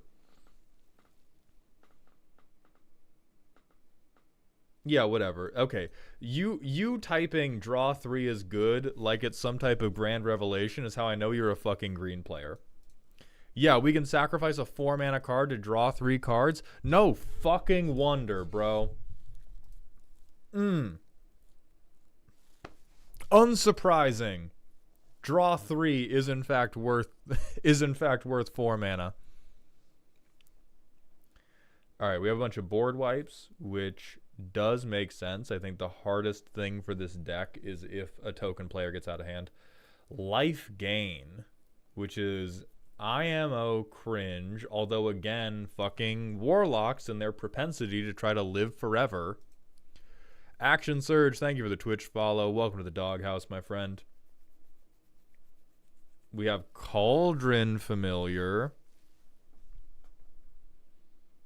Okay, Deathrite Shaman, Gilded Goose, draw cards, drain.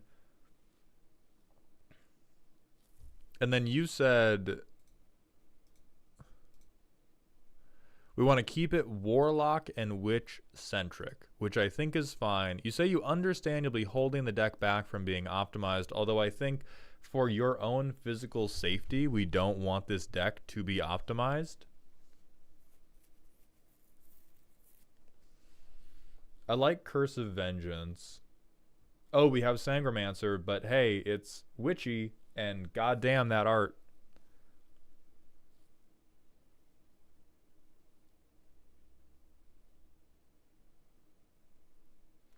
Scavenger's Talent. We can sacrifice, so we're making food. When you sack, you make somebody mill. And you can sack 3 non-land permanents to get back a creature card with a finality counter. I don't trust that. I don't think there's any one creature that's so crazy good that you have 3 other permanents that you're willing to give up. Like, I think this is a Magical Christmas Land synergy with I got turn 1 Gilded Goose. I've been making a ton of food tokens. And now I'm gonna get my big creachies back. So Valentine, we can make creatures to sacrifice. That makes sense. Morbid effects, sure. Life loss.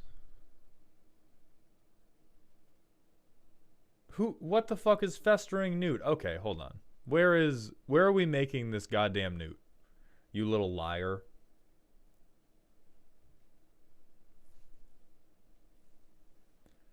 Court of Ambition. What is this, a Maleficent reference?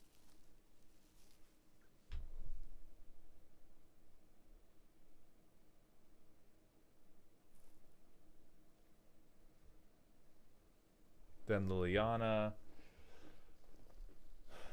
Each player discards a card. I mean, this just kind of seems like generic black good card. Painful Quandary I'll accept is a little bit witchy. Warlock class I'm not going to argue. Only having 11 multi-type cards. Multi-card type, but multi-card type card. Okay. Only having 11 of these is, I think, a little bit foolish. It also leads me to believe more and more that we are victimizing children rather than tricking adults into signing these contracts. Chopping block. So we are recurring. We turn swamps into creatures. We make fodder that we can sacrifice. How is this man a witch?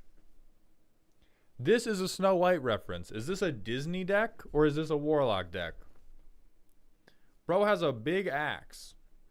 Oh, cards that are underperforming. Yeah, get this man the fuck out of here. He's like a big buff witch, you motherfucker.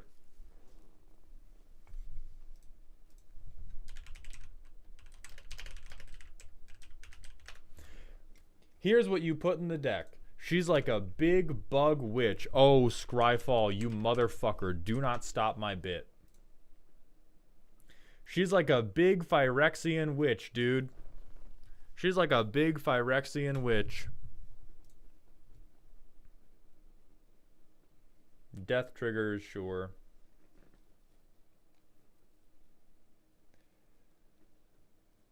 Yeah, I don't think...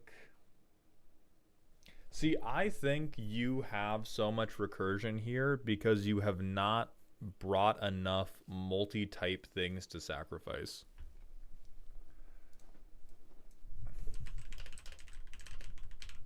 Let me introduce you to... Oh, if Scryfall is going to be doing this today. Oh, if Scryfall is going to be doing this today.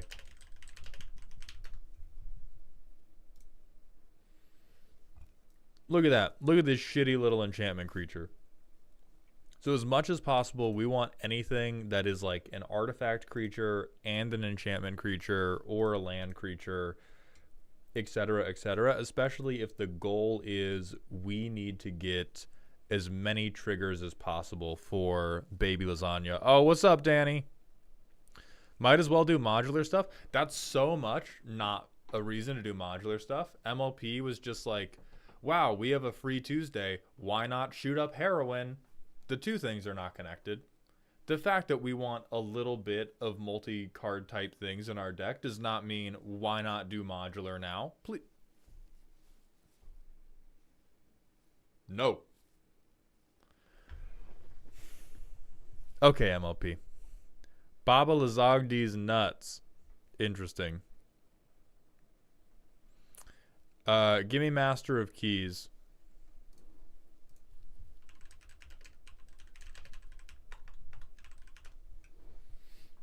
So everybody recommending this card, Scuznut, everybody recommending this card hates you and wants you to fail. And I just want you to know that so that you can pick out their name in chat to make sure that you don't put this card in your deck and you don't listen to any more of their suggestions. Because the thing about Rendmaw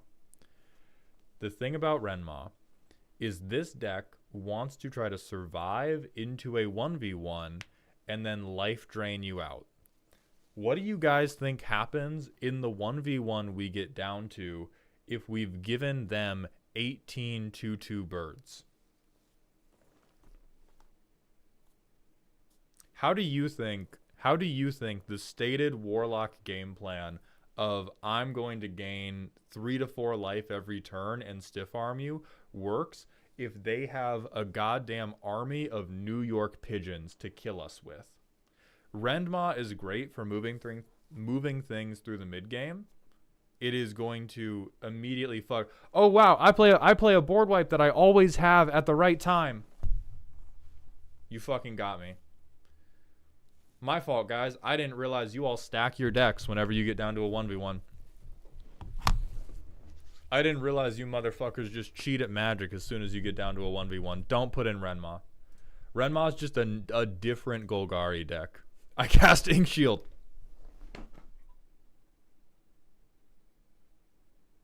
Bro fucking inked me. Dude. So first and foremost, let's see if there are any multi-type things that we can put in that are worth putting in. Because we don't want to put these in just because they have 2 card types on them. We want to put them in because they have 2 card types and are worth playing. Wow, these are bad. Oh, you know what we should do? We should do modular. MLP, if you bid on that, perish.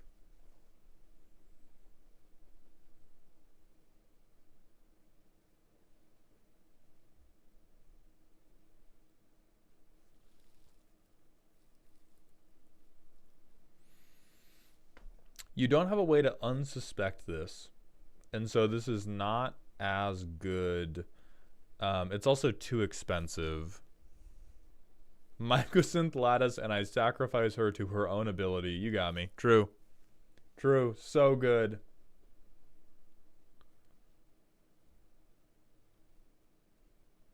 Holy shit, guys. Artifact creatures kind of suck.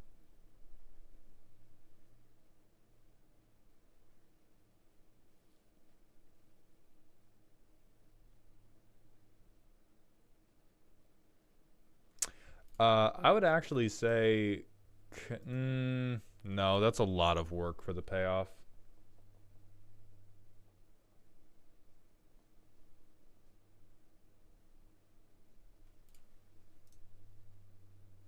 Okay.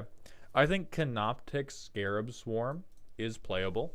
It's going to be an artifact creature. It's going to make you potentially a bunch of other artifact creatures, although it is a little bit of a meta call. You need to have other dipshits who are playing with Legos.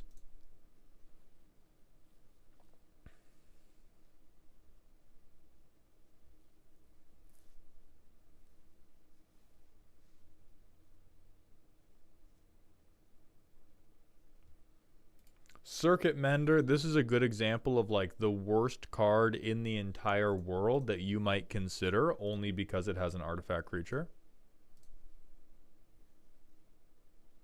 I don't think it's worth cutting anything you currently have in the deck over it, though.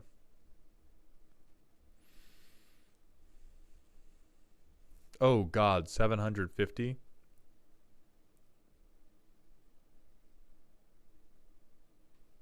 Hold up.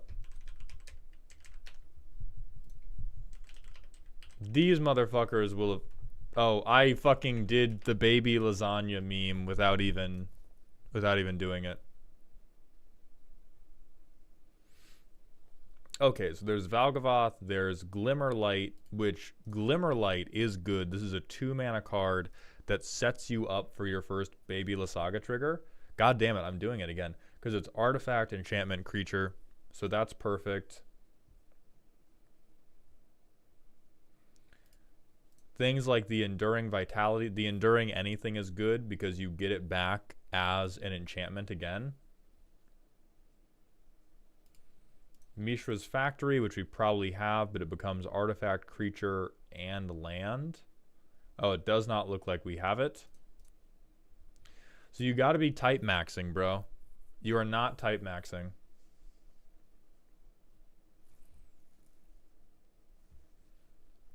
So you can go through EDHREC to pull out the best things that are going to type max, but I think right now this deck is probably preying on stupid people who can't count, which is less of an accolade of you as a deck builder than you would usually like. Because like if you put me in the pit against this deck, I'm going, whoa, commander damage upon ye. Like this is immediately, bro. Immediately. I'm getting out a Niv Mizzet and I am fucking chewing you up. Like you saying, oh, I haven't really done anything. I just have a Gilded Goose. Meaningless. Meaningless. I am giving you free bottom surgery. Express shipping. So I would definitely improve your ability to hit the Baba Lasaga trigger with fewer cards. So now we have turn 1. We make a food.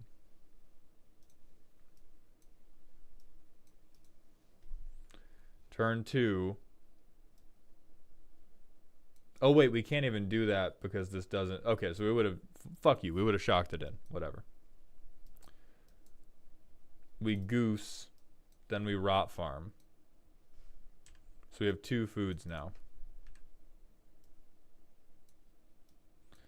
Now we have Baba Lasaga.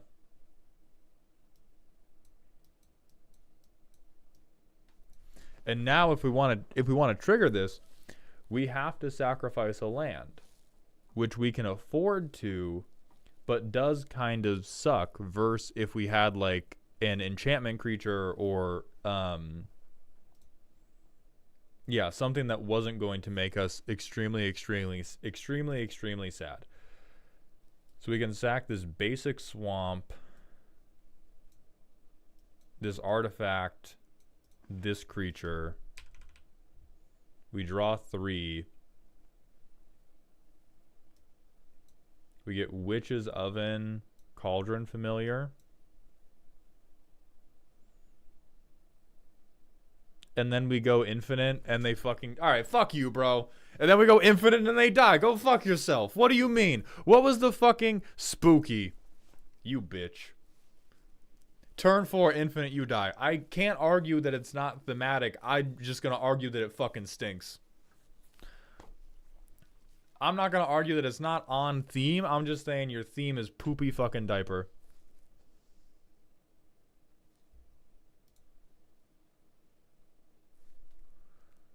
How is it? Okay.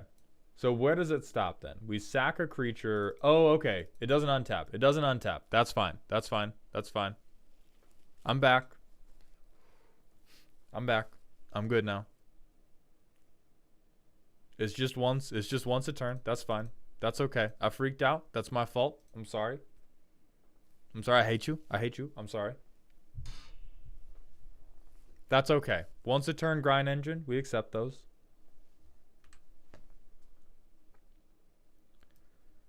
We get a land. We get a thought vessel. We get a witch. We get a land.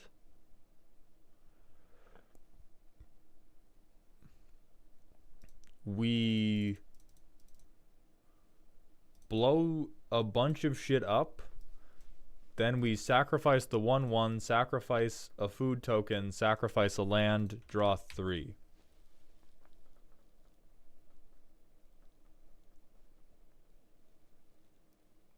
I think you're going to have a very rude awakening when any of your friends discover a Krenko deck. I think you are going to have an extremely rude awakening as you begin to play with the caliber of player who is willing to just kill you before you've done anything. This may be a testament to you as a manipulator. Like, you just might be a crazy good gaslighter, and if that's why this deck is working, keep doing it. But this deck is for sure, I don't matter until turn 10, and I'm just kind of vaguely hoping that nobody can hurt me prior to turn, or hurt me bad enough to kill me prior to turn 10. I've not used X-Mage. This is also like the most, hey, I also love it when bad things never happen to me, is we don't have a single piece of fucking protection for Baba Lysaga in a deck where we want to be sacrificing our goddamn lands. Oh, wait, sorry, do we have 3 pieces? You dipshit. You aspirational, optimistic, foolhardy child. Sorcery speed, indestructible counter after we've already cast this man. All of these, by the way, more expensive than our commander, assuming that nobody's willing to shoot an old woman on sight when you live in the United States of America. I don't think it's greedy soap opera. I think this is greedy spiteful. I understand why it's working. I think it is working because your friends are bad at Magic. And a lot of people are bad at Magic. Like, it's not, and that's not, there's nothing wrong with playing Magic with people who are bad at Magic. But from a deck building perspective, I just don't want you to get it twisted and be like, I've seen into the Matrix. What you've seen is that Kyle can't fucking count more than 2 turns in advance. And Kyle's only going to respond to the dinosaur player, and he's going to let you do whatever the fuck you want because you only have 10 power on board. So yeah, as soon as you start playing Commander with people who have passed pre-calculus, you are fucked. They be hurting me with Eldrazi decks and stuff all the time. Saying Eldrazi decks is not helping you beat the I play against bad Magic players allegations. If anything, that is Exhibit A for the prosecutions, Guznut. They be hitting me with the Eldrazi decks is not helping you in the United States versus the guy who beats up children. Eldrazi decks are the number 1 bad Magic players play this and get the shit beaten out of them. Why are Eldrazi bad? Eldrazi are very bad because they want to do exactly one thing, and they want to do it in a very, very telegraphed manner, and they cannot afford to bring very much interaction to defend themselves because their strategy requires them to be all in. If you are playing an Eldrazi deck, you need to be pretty much all in on ramp, and even if you bring as much card draw as you can, if you are on colorless Eldrazi rather than 5-color Eldrazi, you are not going to have access to very much card draw, and so what's going to happen is you are going to vomit your hand once. It's going to be very scary. you are going to throw up an Eldritch Monstrosity. And then as soon as anybody hits it with any type of removal or even counterspells it, you have one card in hand and you just hang out. Like, there was one guy I played against who had an Eldrazi deck, and somebody, like, went to, I think, farewell his board or something, and he was like, don't do that. I'm going to be out of this game. Like, I'm literally not even going to be able to do anything. And it was turn 5, and he had 20 power on board. And we were like, yeah, and also, everyone's dead if we don't do, like, we can't just let you win, bro. And that's what Eldrazi are, is when you're playing against people who don't bother to bring responses, they seem crazy. But against people who bother to bring any of the shit this deck brought, it's like, whatever. Like, where is it? Yeah, it's like, that is a crazy world-ending monstrosity you've got there. I'm going to sacrifice a bird to Dictate of Erebos. Get rid of it. Get rid of it.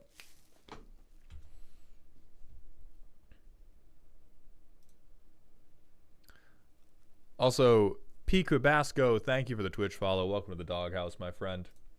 So I think right now, Greedy Spiteful. I see what you're going with. I think with the right pilot, this works. I do think it is, right now it is feeding off of other players' poor threat assessment.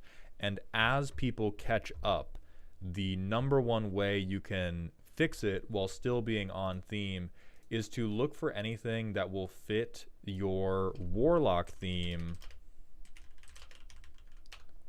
Like, I think fear of missing... What?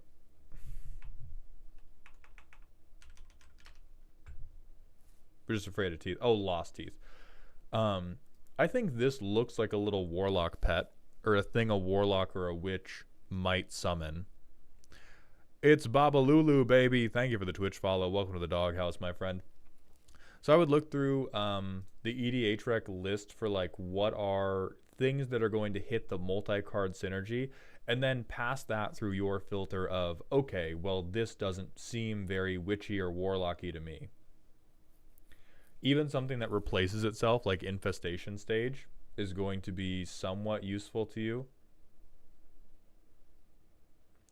Gloom Shrieker. This looks like something a witch or a warlock might craft an alliance with. The Teddy Bear, thank you for the 200-bit cheer, my friend. Welcome to Dog Heaven.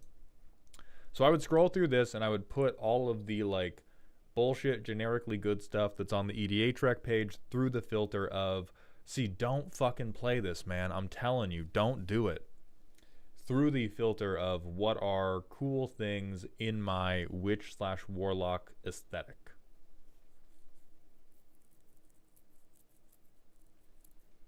Like, Dockside could be very useful to you. If you say modular fucking one more time, MLP, I swear to God, you say modular one more time.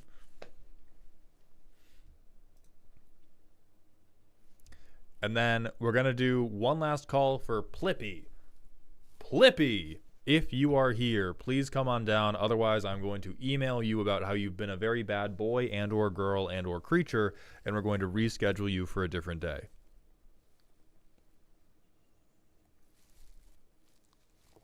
Goblin Charbelcher. Absolute fucking maniac. Where am I on this new personality chart? I mean, we're going to have to wait till we see a deck from you, Alaren. Each deck is different. Good, Scuznut. I'm glad you enjoyed it. Teddy Bear, thank you for that random smasher pass.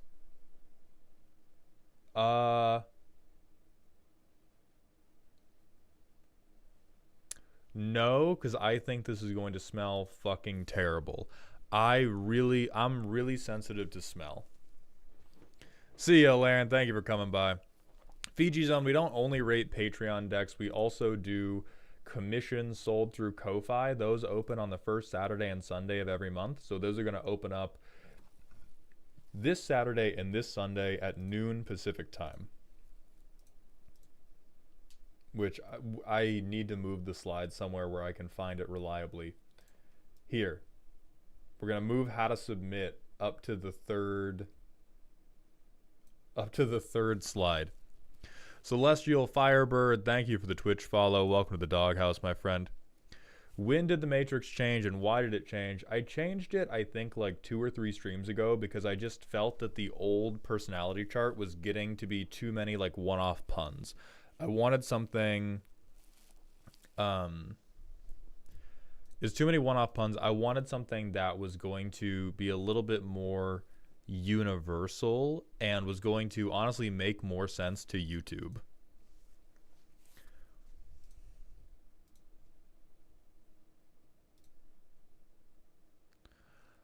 Janitor, as a rule, I generally don't do live swaps unless we've missed your deck previously, just because my organizational stuff is always hanging on by a thread. Alec Man, because I think stupid is just not often enough a good bit, and I like having this blank spot for me to like fill in horizontal or vertical trait. Because if I leave the spot blank, then occasionally I can ad-lib. But I think a lot of the best comedy comes from not ad-libbing all the time, but having a like set structure that you're trying to work in, and then every once in a while you ad-lib outside of it.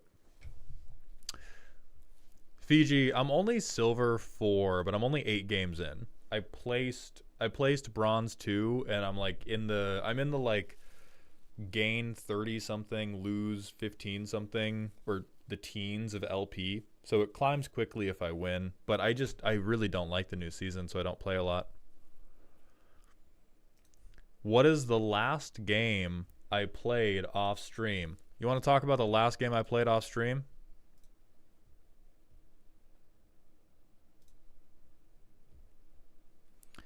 Secret Asian Man 322, thank you for the Prime sub. I appreciate those Bezos bucks. Welcome to the dog home, my friend. Let me talk to you about why the display is currently wrong. Hold on. Recursive Mauled.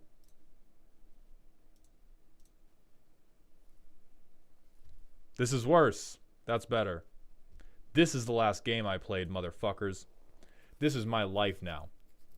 This is my calling. I was made to be a large moo cow. Nope, that's going to be a persona thing. I was made to be a large, muscular man turning into a bear. Kai Strom, Corny Birds, thank you for the Twitch follow. Welcome to the doghouse, my friends. Roaring Chimera, this is on the OnlyFans server because it's just the like anniversary event that is rolling out old school content over time. Damn, Giga Chads of Azeroth. Elegman, Aftercare, the orc is still being leveled. This is my, but I like playing with my girlfriend. This is the character I play if Z doesn't want to play and I don't want to get our, like, duo or trio characters far away from them.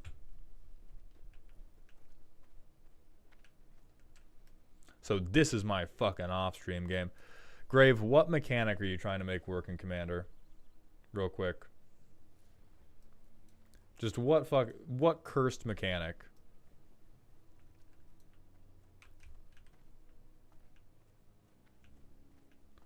Shut the fuck up, MLP.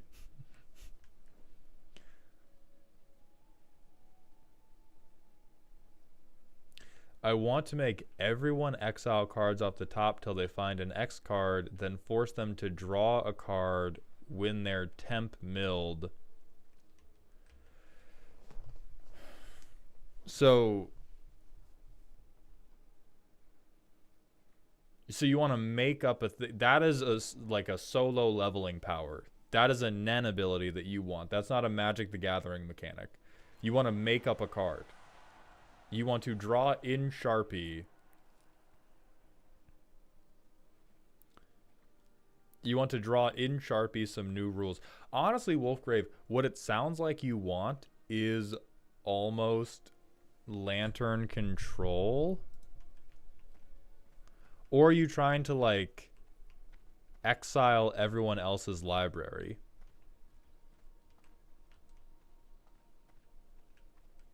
Because that is a, yeah, what you're talking about.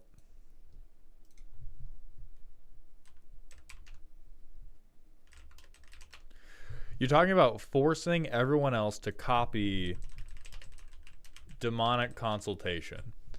Because if you demonic consultation, everybody else is forced to copy it. You can name a card that you think nobody else has in their deck, and then you've exiled their entire library.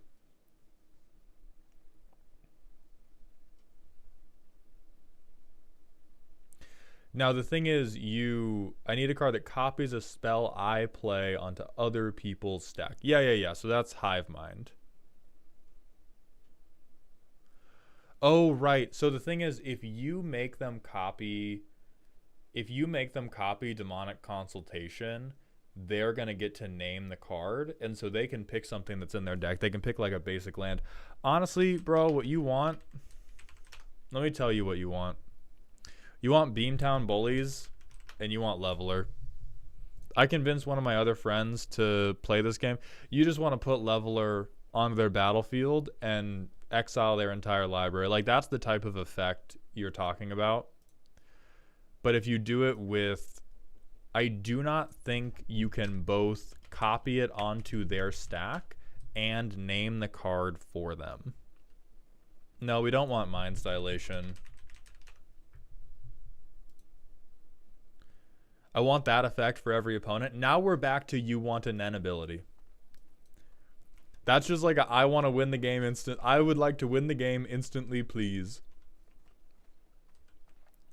So I mean, Beamtown Bullies and Leveler, if you just shoot over and over, you can get, you can replicate the Beamtown Bullies effect a bunch.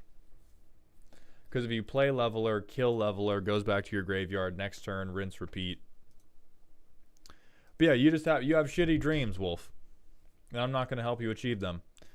But for now, we're going to look for somebody to raid. Oh, our goat Elk is online.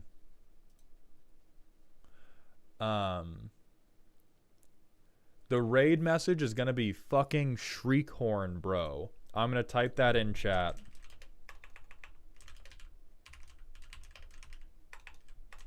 Elk will have no idea what that means. And then Tuesday, we are doing a review stream. So we're going to roast all of the spoiled precons. So my next Magic thing is happening Tuesday. We're going to be going through all of the precons for Aether Drift and making fun of them and the design team and all of their families, including their childhood photos. Tomorrow, we're back. We're back doing League of Legends bullshit. And Willpower got their Discord role. Everybody claps for them. Now we're rating. Fucking Shriekhorn, bro. Everybody, have a good weekend. I hope you've had a good week and weekend. Fuck, it's Sunday. Thank you all for the watches, the follows, the subs, the bits. I appreciate every last one of you. And please remember to stay toxic. YouTube, that's just gonna be it for us.